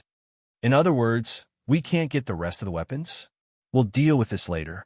Now, we should focus on the proper matters. The 2 quickly calmed down and started planning. How does it feel to control the seed? Herm asked. Ningtai Johnson raised his hands, looked at them, and then clenched them. It feels special. I can sense it, but the transmission is half a beat slower than normal. That's normal. After all, our bodies are dozens of kilometers away from the seed. The transmission of senses is naturally much slower than normal nerves, Herm said. Although our reactions and actions are a beat slower, this can prevent us from being in danger. Even if the seed's body is destroyed, we can still leave and break the connection. Ningtai Johnson nodded. The labyrinth seed had many flaws, but it was very practical. The seed was a byproduct of their research on immortality. They once wanted to create an immortal body and then put their souls into this body. The seed was a part of their immortality plan. However, this plan soon ended in failure. Although the labyrinth seed was a body created by the fusion of many special bloodlines, it was still able to form a body. But they weren't truly immortal. Moreover, it was extremely repulsive to their souls. After the soul entered the seed's body for a short period of time, the seed would quickly decay.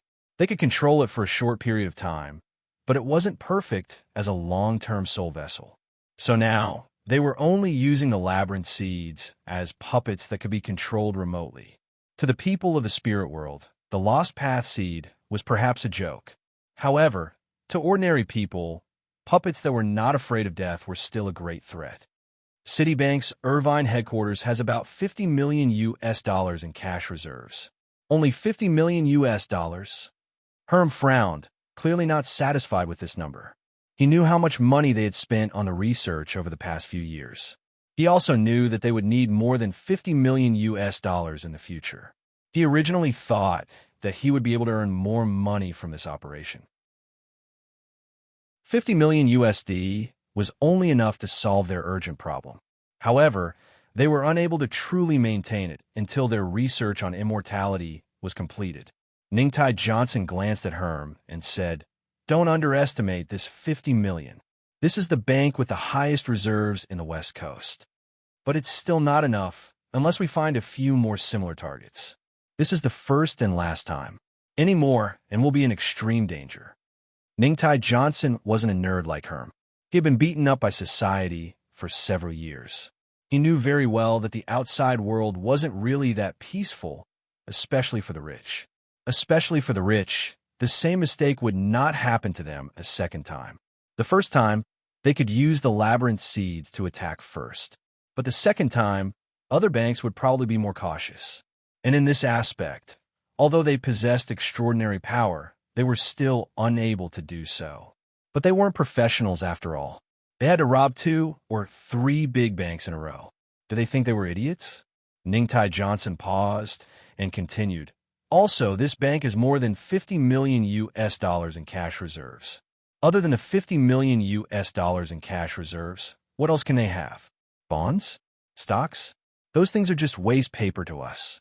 Whether it was bonds or stocks, they had to be converted through proper channels to have value. Robbery was clearly not the way to convert them. Although Herm was a nerd, it didn't mean he didn't know basic social knowledge. Not those financial products. It's gold, Ningtai Johnson said seriously. There's more than 5 billion USD in gold in this bank. Herm's eyes widened. Really? That much? That's right. Ningtai Johnson nodded. I can confirm it from my source. Herm was just excited when he suddenly calmed down. 2 billion USD in gold. How heavy is that? About 50 tons, Ningtai Johnson said. Ningtai Johnson said, that's why we're not just using ordinary labyrinth seeds this time. We need at least something like Hercules. In the process of research, they had developed all kinds of labyrinth seeds. One of them was named Hercules. Just like its name, it had terrifying power, but it was short-lived. After activation, it would be useless in less than a day. Of course, whether it was a special type or a normal type, there wasn't much difference between a day and a few days. If it wasn't for the fact that they needed to keep a low profile and avoid the attention and interference of the spiritual world, they would obviously use the most powerful type. Hercules was slightly more normal. At least, they just needed to cover it a little and it wouldn't attract too much attention. Where do we do it? 6 in the evening, Ningtai Johnson said. Ningtai Johnson said, this is the time when the other branches transfer the cash over. The bank's business hours are also over. Business hours are over? That means we don't have many hostages. If we only use the bank's employees as hostages, I'm afraid the guards and police won't be able to hold back. My plan isn't to take hostages. I don't think the bank and police will just watch as we take dozens of tons of gold if we take enough hostages. Then what do you want? You know that's dozens of tons of gold. Even if we use Hercules, it'll be difficult to move it. If we can't move it above ground, we can go underground. Underground? Sewer? I've already found the sewer route map of this bank. There's a sewer pipe 15 meters below the vault. Jiuqian Shenwang. Chapter 2871. Because of the hostages, the police couldn't use heavy weapons. Also, because the bank was built with a nuclear bomb defense. The police had no idea what was going on inside the bank. After watching for 10 minutes, Chun Zhao lost interest. He didn't see the gunfight he was looking forward to. There was only this endless stalemate. The criminals inside couldn't get out, and the police outside couldn't get in either. Of course, The two parties involved weren't as relaxed as the audience. Amira's face was green. She looked at the security captain who was reporting the situation to her.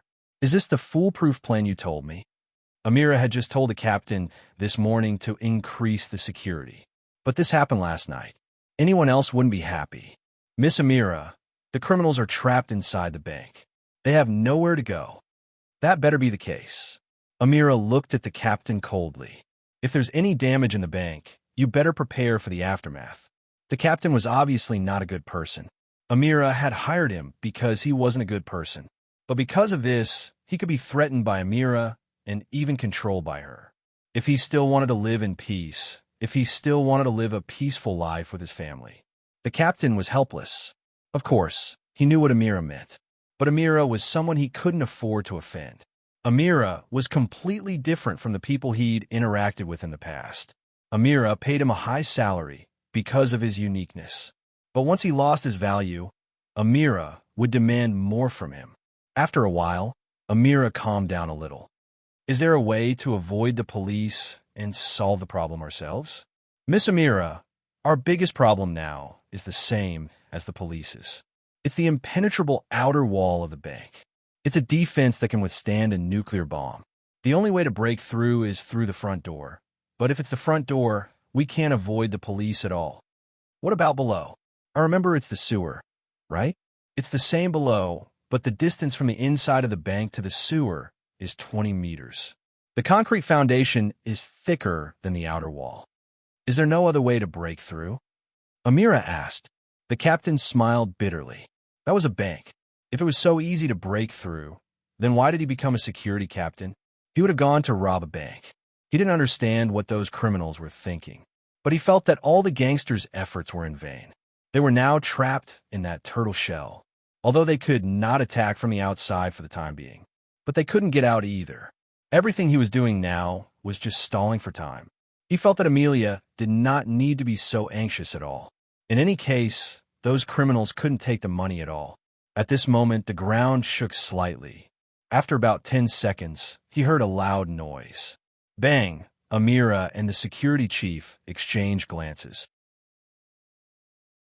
What happened? The bank. The security captain quickly determined the direction of the explosion. They weren't too far from the bank, only about a block away.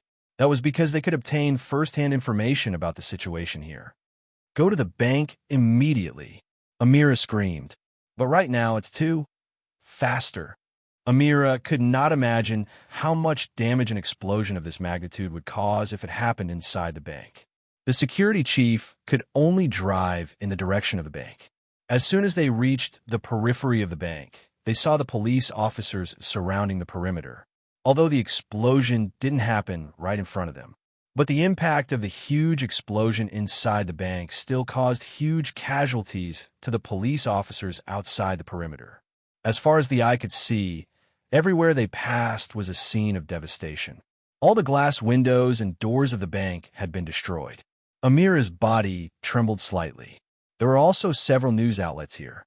She couldn't imagine how she and the bank would be criticized tomorrow. Regardless of whether she was a victim or not, the media and the public wouldn't care. In their eyes, she was just a capitalist.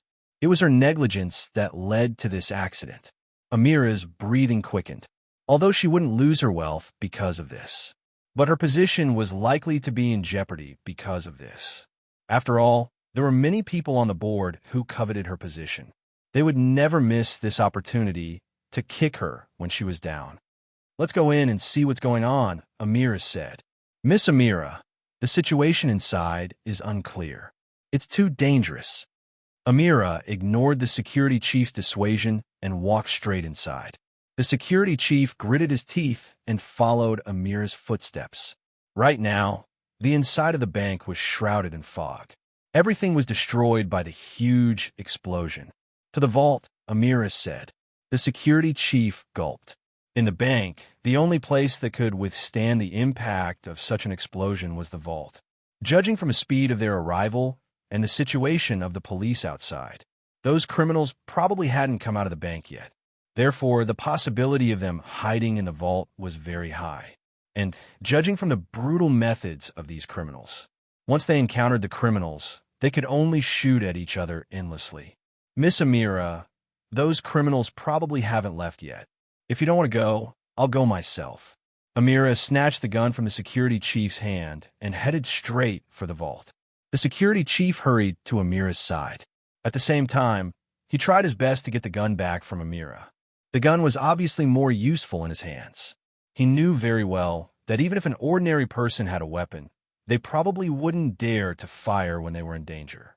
The security chief carefully cleared the way in front. The vault passageway wasn't too badly damaged. In front of them was the vault's security door, which was still intact. The security chief looked at Amira. Amira hesitated for a moment, but finally gave up on the idea of opening the vault's security door. "Wait for the police outside to come in," Amira said. Although she was furious, she didn't lose her mind. If those criminals were hiding behind the security door, the security chief's gun was definitely no match for those criminals. A few minutes later, the police came in. They were worried that something might have happened when they saw Amira rush in. Although they had suffered heavy losses, nothing could happen to Amira. After the police arrived, Amira keyed in the security door's password and fingerprint recognition. As soon as the security door opened, screams and chaos came from inside. More than 10 guns were pointed inside, but Amira could see them clearly. There were no criminals behind the security door. They were all bank employees. More than 10 police officers entered the vault one after another. There was no trace of the criminals. Amira grabbed a bank clerk and roared fiercely. "Where is he? Where are those damn scums? Where are they hiding?" The male employee, who was grabbed by Amira, was obviously frightened. He looked at Amira in horror and looked like he was about to cry. Perhaps in his eyes, Amira was a great demon at this moment. "Miss Amira, please calm down, calm down." If not for the 2 police officers holding Amira back, the male employee might have been driven mad by Amira. "Miss Amira, the most important thing now is to check the damage." Chapter 2872. How is that possible? Amira's expression changed. "Why is all the gold gone? All in the air? How many people are there?" "According to preliminary estimates, about 6 people. "Impossible," Amira said. 6 people can't move 50 tons of gold. Each gold bar weighs 1 kilogram. She didn't care about the loss earlier because she thought that the robbers would at most steal some cash.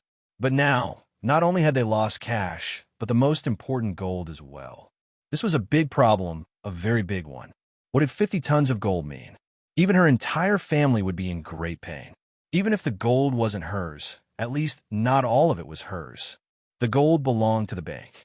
It was worth $5 billion. The real value of the gold was much higher than $5 billion. The gold was used to control financial shocks and stabilize the bank stocks.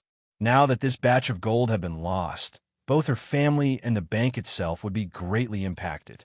Amira's eyes flickered. "Sorry, I need to make a call." Amelia ran outside in a hurry. After looking around, she dialed the number. "Hey, Chun, I need your help." "Amira, you don't want me to help you arrest the robbers, do you? You should find the police. I'm not more professional than them." Chun Zhao was telling the truth. Apart from being stronger than the police, he didn't have any advantages over them. Moreover, arresting robbers didn't require much combat power. Even if he found the Marines, they might not be more useful than the police.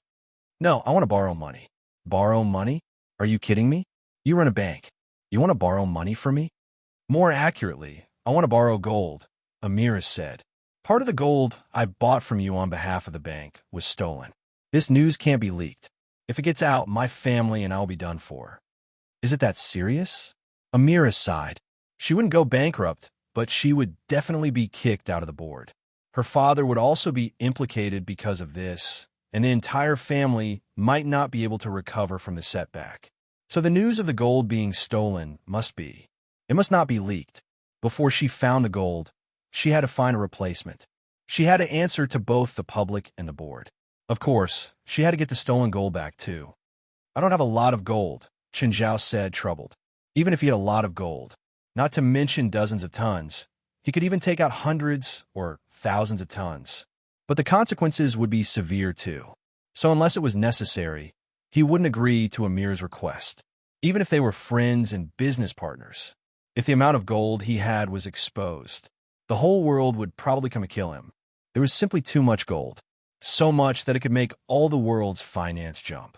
Chun Zhao said, Chun Zhao, I can help you ask, but I can't guarantee anything. All right, I need 50 tons of gold. The sooner, the better. Amira knew that Chun Zhao did, even though he didn't want to admit it. Chun Zhao. After a moment of silence, Chun Zhao asked, what's the earliest time? The sooner the better. If it's possible, I hope your friend can help me prepare it tonight. Chun Zhao was silent for a long time. My friend has 50 tons of gold in Warehouse 01 at Hill Pier. Send someone to get it. Oh, you'd better find enough people to escort it. Okay, thank you. Amira hung up quickly. She wanted to continue thanking Chun Zhao on the phone, but time didn't allow it. Her family would ask about the situation in half an hour. The gold theft couldn't be kept a secret for long. She needed to replenish the gold as soon as possible. After hanging up, Amira turned around and saw the security captain walking toward her.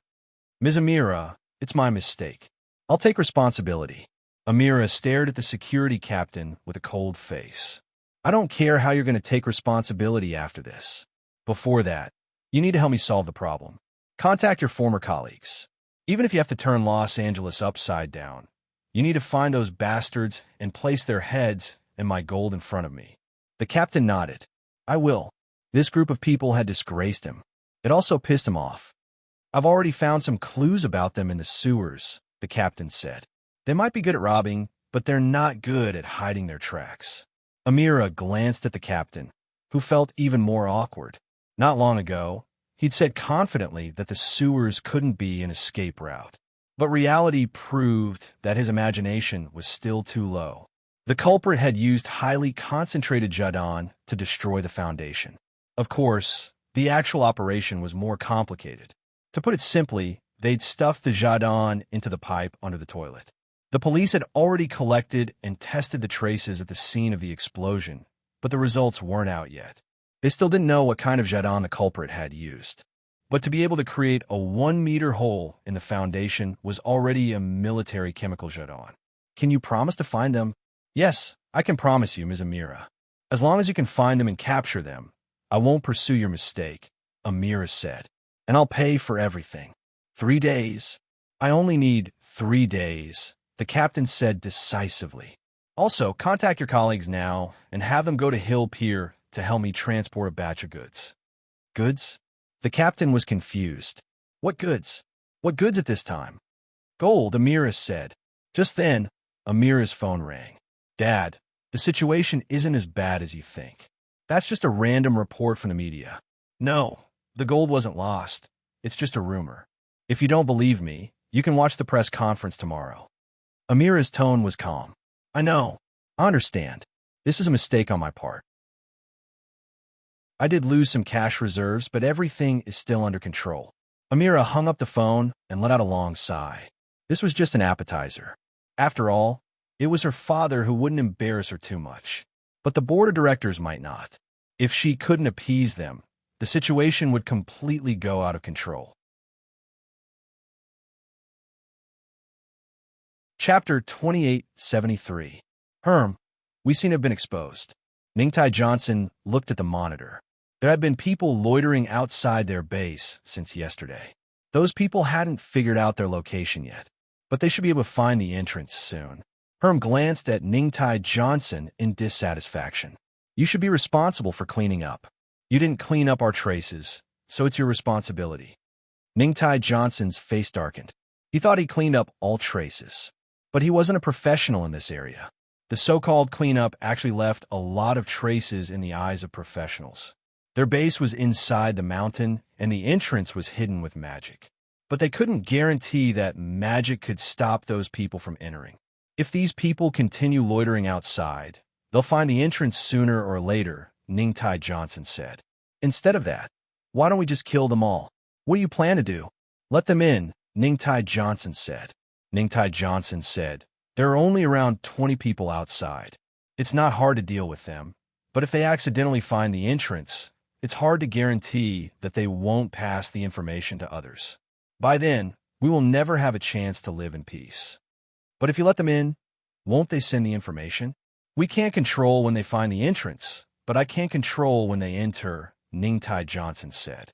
Ningtai Johnson's thought process was clear. If they slowly explored outside, they'd figure out their concealment magic sooner or later. After all, concealment magic wasn't invisibility magic. Even normal person had a chance to see through it. Once they figured it out, they'd send the information. Then the two of them would be like turtles in a jar. Even though their base still had a certain amount of combat power, it wouldn't be a problem to block a few waves of attacks. What they were afraid of was that the people outside would suspect something. Once they were discovered by the people in the spiritual world, then they'd be in big trouble. Although the spiritual world in North America was relatively weak, they were afraid that the government would find powerful people in Europe or the East to deal with them. To be honest, both of them started out as researchers. After sleeping for a few hundred years, one continued to stay in the house while the other went into finance. Not a single one of them went to consolidate their strength. Their strongest point now wasn't their own magic. Instead, it was the lost path seed that they had researched. These Maze Dao seeds were quite powerful, but the key problem was that the number of lost path seeds was also very limited. If they had enough resources, they would be able to produce more labyrinth seeds endlessly. However, they were now trapped here. Although they had a lot of money in their hands, they had nowhere to spend it. Therefore, the most important thing now was to get rid of those people outside. Frosa, we've been searching for 2 days. Are you sure we're not in the wrong place? Flosa was the head of security, and the people around him were his former colleagues, or rather, his subordinates. A few years ago, the mercenary group he led could be considered famous in the mercenary world. However, the change in the mercenary world was very fast. Mercenaries either died, saved up enough money, or quit because they were tired of the rain of bullets. Flosa was also one of them. He was tired of his old life. Then, he left the mercenary team. This time, for the sake of his own work, he had no choice but to gather his colleagues again. Of course, there were a few unfamiliar faces among them. They didn't really respect him, the former guild leader. Fortunately, the current leader was appointed by him in the past, and he still had a lot of trust in Flosa. So this time, the command was still given to Flosa. Flosa started from the sewers back then. Indeed, he found some traces. Following these traces, Flosa tracked them to this forest. This forest was quite vast. Moreover, it was an area that hadn't been developed before. Therefore, the landscape was quite complicated. The tracks were cut off near here. They had been wandering around here for 3 days, although there were members who raised doubts one after another. But Flosa still believed in his judgment. There's no mistake. These bandits' method of covering their tracks is too old-fashioned. Although the traces disappeared around here, our general direction can't be wrong, Flosa said. Hearing Flosa say so, the others didn't say anything else. Flosa, look, there seems to be a cave over there. Cave? We've been wandering around here for 2 days. If there's a cave, how can we only find it now? Flosa was a little doubtful. After all, he still had confidence in his old friends. Fighting in the wild was their strong suit. It was impossible for them to wander around for a few days without finding a cave right under their nose. Even with their abilities, it was something that could be done in a minute. Every one of them had a very sharp eye. They could basically determine the terrain in the wild with just a glance. A cave, even if it was covered in shrubs and grass, could hardly escape their eyes. But Flosa followed the direction of his subordinates and indeed saw a cave. This made it a little hard for Flosa to accept that there really was a cave. He had so many people, but none of them found it. Let's go take a look. Oro, you and your team stay here. I feel that there's something wrong with that cave. Use the communicator to keep in touch with us at all times. Yes, Mr. Flosa. Although Oro felt that Flosa was being too careful, but he still followed Flosa's orders. After all, he had to become a qualified mercenary. First of all, it wasn't how high his combat level was, but that he had to obey orders. Auro and his team of 5 stayed where they were, waiting for Frosha and the others. Mr. Flosa, did you find anything in the cave? Russell, nothing so far. This cave is very deep, and there seems to be a source of interference here. There seems to be something in front. Da-da-da-da-boom. At this moment, the sound of gunfire came from the communicator. Oro raised his head and looked at the cave. Strange, the sound of intense gunfire coming from the communicator. Why was the cave so quiet? Wasn't this too abnormal? Flosa and the others shouldn't have been gone for too long. And in a space like the cave, the sound should be more obvious. Oro, leave there, leave there. Bring the news back to Miss Amira. Damn it, we've been tricked. These aren't bandits at all. Boom. Oro and his team members were a little frightened. They didn't understand what was going on, but it seemed that most of Flosa's men were in big trouble. Oro and the others looked at each other. Go. Leave here.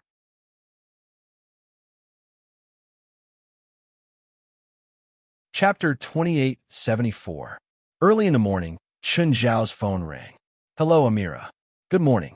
Did you solve your problem? Chun Zhao rubbed his eyes. Last night, he'd flown to the ozone layer to absorb cosmic rays and only returned at 3 in the morning. No, not yet. Chun, I want to discuss something with you. If you want to buy gold, then don't ask, Chun Zhao said. That batch of gold doesn't belong to me. I borrowed it from a friend, so you have to return it after you finish using it. Chun, it's not that. Amira's tone was rather serious. I suspect that the bank robbery is one of your kind. You should take care of it, right? Impossible. If it's my kind, they definitely wouldn't use that method. You might not even realize it, and the money would be gone. Chun Zhao wasn't sure, but he felt that Amira might not be able to find the gold, so he wanted to do it himself. My security captain found some mercenaries, but something happened yesterday. He's back alone now. You better come over. The person who came back seems to have some problems too. Where to? Your place? Yes. When? As soon as possible. It's best if it's now. Okay. Wait for me to wash up. It'll take at least an hour. After hanging up, Chun Zhao put on his clothes and washed up. The children had already woken up one after another. Most of them were called by the underlings. Chun Zhao personally sent them to school, after which he drove to Amira's place. When Chun Zhao entered the villa, all of Amira's bodyguards were present. Those who didn't know would think that they were prepared for Chun Zhao. In fact, after the bank robbery, Amira had prepared a large group of bodyguards for himself. These bodyguards were rather unfamiliar with Chun Zhao. So, when Chun Zhao entered Amira's villa, most of the bodyguards glared at Chun Zhao fiercely. Only a few knew Chun Zhao. One of them was Amira's old employee. He opened the car door for Chun Zhao. Mr. Chun, Miss Amira is waiting for you inside. Okay, drive my car to the garage. Thank you. When Chun Zhao entered the living room, Amira was sitting on the sofa listlessly, rubbing her forehead. I can see that your mental state is so bad early in the morning. Do you need me to prescribe a course of medicine for you? Amira looked up at Chun Zhao, his face full of exhaustion. I'm not in the mood to joke with you right now. What about the survivor you mentioned? Where's he now? Yamala brought Chun Zhao upstairs and pushed open a door. In the corner of the room, a person was wrapped in a bedsheet, curled up in the corner and shivering. That's him. Oro, get up. I have something to ask you. Between the sheets, Oro carefully looked at Yamala and Chun Zhao at the door. I've said everything I need to say. I need you to repeat it again. Don't make me recall that scene again. I don't want to recall it. Oro's voice was clearly agitated, but at the same time, there was a hint of fear in it. Amira, let me talk to him alone. Amira glanced at Oro and then at Chun Zhao. All right, let him calm down a bit. Chun Zhao sat on the bed and looked at Oro, who was wrapped from head to toe. Let me guess what you saw. A monster? Or something cruel? Oro's body trembled slightly. Seeing Oro's reaction, Chun Zhao continued. The cruelest scene I've seen is cannibalism. Have you seen it before? Don't say anymore. Don't say anymore. Is it a human cannibalism or a monster cannibalism? Chun Zhao asked immediately. Don't ask anymore. Oro roared hysterically. You don't understand. The scenes in the movies are different from reality. No, I understand, Chun Zhao said. How do you understand? You're just saying it. Ha! What do you think Amira is here for? Oro couldn't help but poke his head out from the tightly wrapped sheets and look at Chun Zhao seriously. What? Are you a psychic? Or an exorcist? I know how to be a psychic and exorcist, Chun Zhao said, chuckling. But I'm a doctor. Really? Then you've met many patients, right? Probably. Can this be healed? Oro's arm reached out from the sheets. Chun Zhao looked at Oro's arm. There was a layer of flesh covering the skin. It clearly wasn't Oro's own. The flesh was still wriggling slowly. It looked disgusting. Chun Zhao reached out and grabbed Oro's elbow. Don't move. Oro was stunned. He didn't think that Chun Zhao wouldn't be scared off. Amira had found a doctor for him before. When the doctor saw his arm, he cried out in shock. Just then, Oro felt Chun Zhao's grip tighten. Oro couldn't help but look at his arm. The flesh on his arm seemed to feel the power too. It wriggled even faster. This is undead flesh, Chun Zhao said. This thing will absorb a person's life force, but it's not hard to get rid of it. As long as you block the port, it'll fall off due to lack of nutrients. As expected, a few minutes later, the undead flesh fell off Oro's arm. Undead flesh was actually a type of undead creature. It just looked like a piece of meat. In reality, it had a certain level of individual thought. However, undead flesh had low intelligence. It attached itself to the host and slowly absorbed the host's life force. When the host died, it would be transferred to another host. Chun Zhao's method could basically be done by ordinary people too. There were actually other methods, but they clearly couldn't be done by ordinary people. For example, soaking it in holy water or casting a curse on it. Undead flesh was just a weak, undead creature. It didn't have any resistance to magic and could be killed in a few hits. After the undead flesh left Oro's arm, it wriggled on the ground. Suddenly, it bounced up and shot at Chun Zhao, but Chun Zhao scooped it up and pinched it in his hand. The undead flesh immediately wanted to attach itself to Chun Zhao's palm. Oro's face was filled with disbelief. He didn't think that Chun Zhao could really get rid of it. Chun Zhao clenched his fist, and the undead flesh was crushed. Where did you provoke this thing? This thing is rare, and it's usually man-made. In the Leza National Park, I, Flosa, and 20 other mercenaries were looking for the bandit who robbed the bank. We were attacked there, and a few of my team members were eaten by the monsters in that area. I only managed to escape because I was fast enough. Chapter 2875. As Oro spoke, he looked at his arm. The undead flesh was gone, but Oro was still fearful. However, Oro still felt some lingering fear. He took a deep breath and said, "Those things are being controlled by someone." Chun Zhao listened to Oro's narration quietly. Bank robberies by people from the supernatural world had happened in the LA area. It was clear that this was his job. In Oro's narration, there was a person, or rather a human-like monster, who was completely naked. Strange spikes grew out of the person's body. After piercing into the person's body, the spikes would suck the person's blood. Long Island Expressway, Sang National Park, specific location, Chun Zhao said. Oro looked up at Chun Zhao. You want to go? Are you crazy? Don't you understand? Or do you think I'm joking? No, I understand. I also know you're not joking, but so what? Do you think I'm here to talk to you? Or is he here to help you heal? Oro looked at Chun Zhao seriously. Long Island Expressway, Sang National Park. After entering from the highway, go north for about 30 kilometers. It's roughly in that area. Roughly? What I need are more detailed coordinates. Oro's location was too vague. It wasn't like finding a needle in a haystack, but it wasn't that easy either. Even if Chun Zhao used his little world to scan, it would take a long time.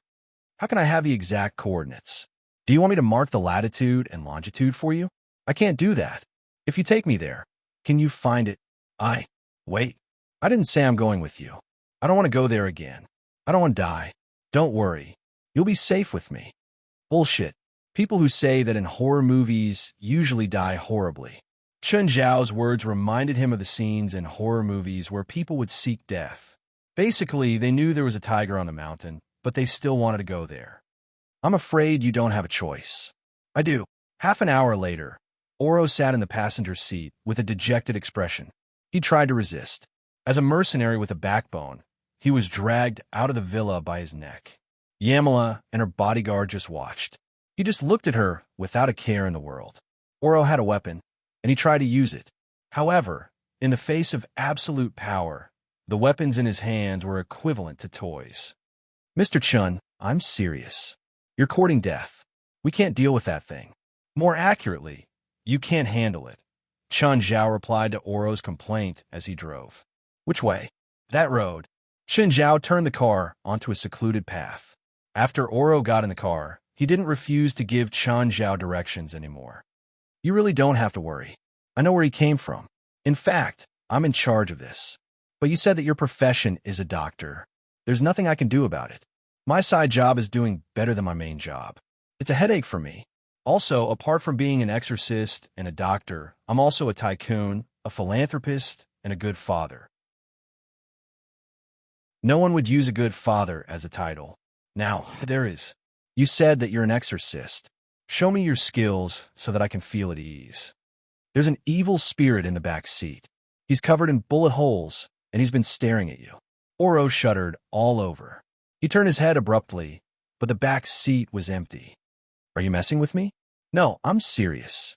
It should be someone you killed. It's probably someone in the same industry, or maybe a comrade. I've killed many people. If there's really an evil spirit following me, there won't be just one. Are you that confident in this aspect? Chun Zhao chuckled. Since Oro was a mercenary, it was normal for mercenaries to kill people, so there was nothing to criticize. Plus, there was no such thing as good or bad in this industry. The so-called good and evil were just a matter of position. Do you want to identify the people you killed in the past? Chun Zhao asked. Oro's expression was conflicted. After a long hesitation, he said, Can you let me see? Look in the rearview mirror. Oro raised his head to look at the rearview mirror. In that instant, he saw a man covered in bruises from head to toe. His face, chest, and limbs were all covered in bullet holes. Yaoyer, Oro exclaimed after recovering from the shock. You seem to be familiar with this evil spirit. Is he your colleague? He's my brother, Oro said, his face ashen. You killed him? No, how could that be? I would never shoot my brother, Oro said, gritting his teeth. Oro said through clenched teeth. He looked at the rearview mirror again. Yell, how did you die? He can't hear you, just like how you can't hear me, Chun Zhao said. Do you have any grudges with him? No, we're brothers. We might have disputes, but there's no conflict. So, he's not here for revenge? Oro's heart was heavy. Can you help me communicate with him? You should know how, right? No, but I know someone who can. Chun Zhao indeed didn't know this spell.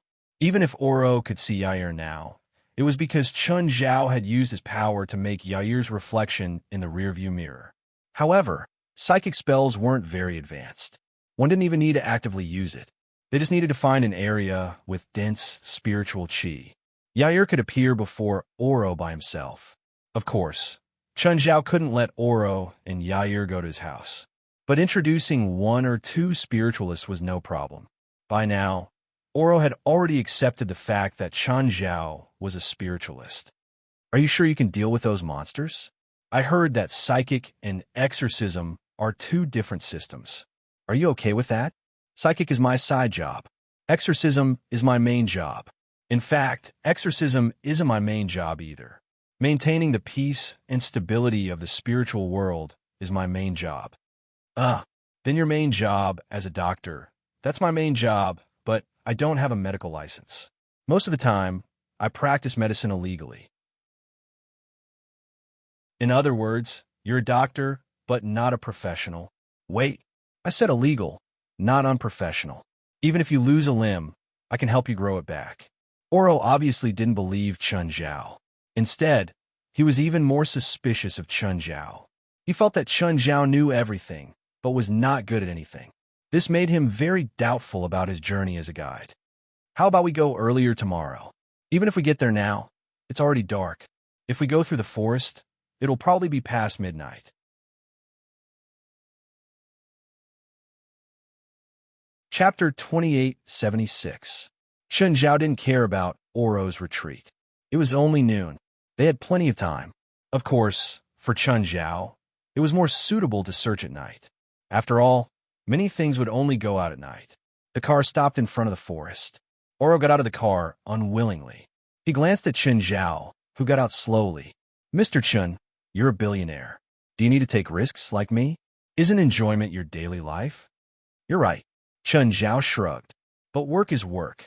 Plus, I don't like people breaking the rules in my territory. It's just a temporary interest. After you kill 10 people or go through a baptism of hell, you won't be interested anymore.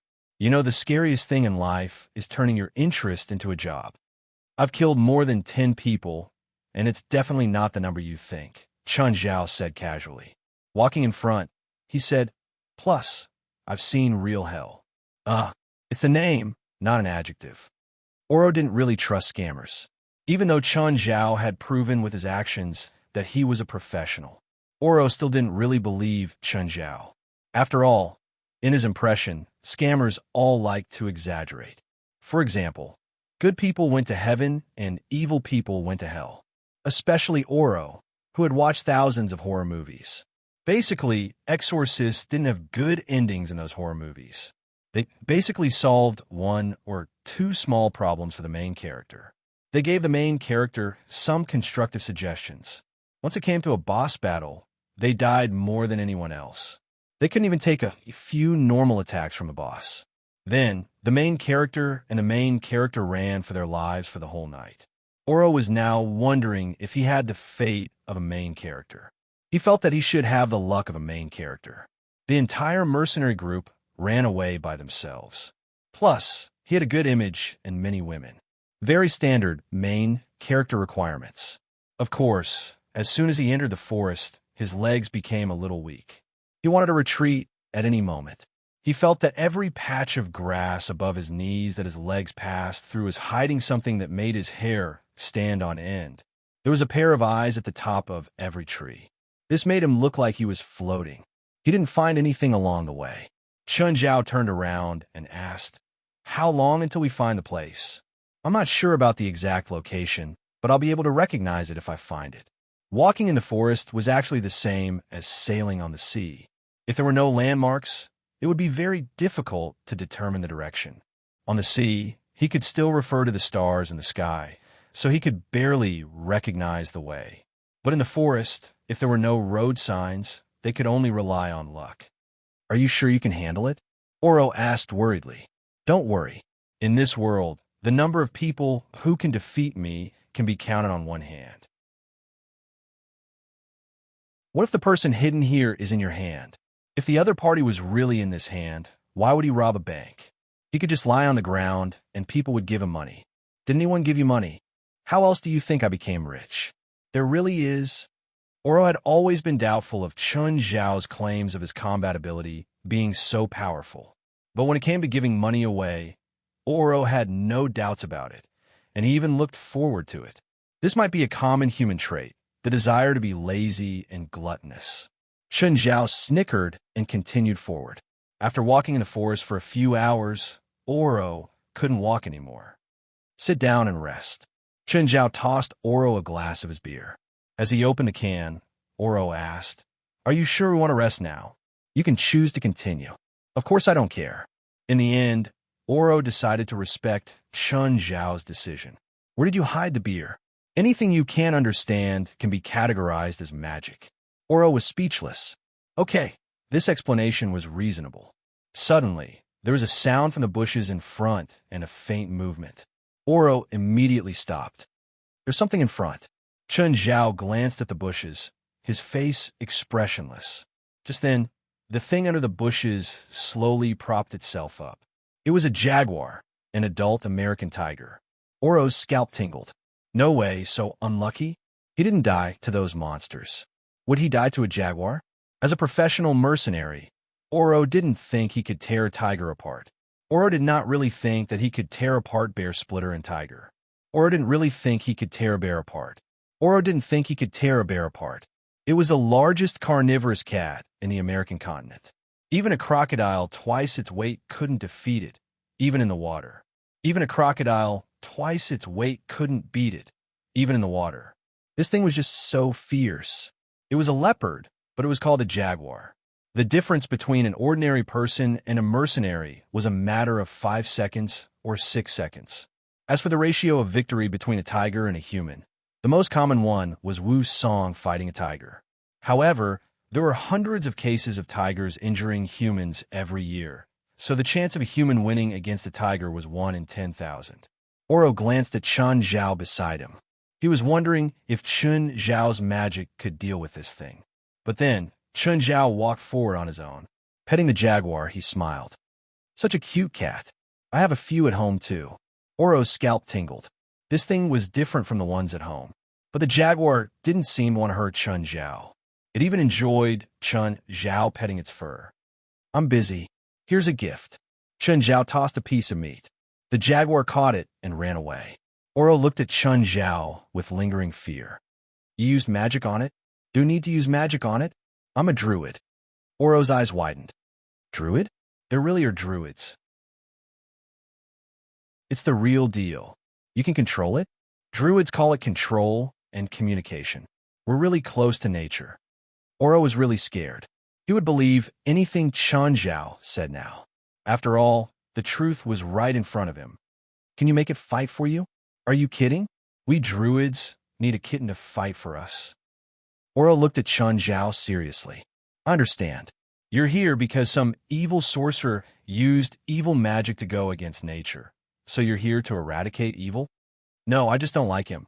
That you're tuning in to the Romance Rendezvous YouTube channel. We're so grateful for your support, and don't forget to subscribe to join us on this incredible journey through captivating stories.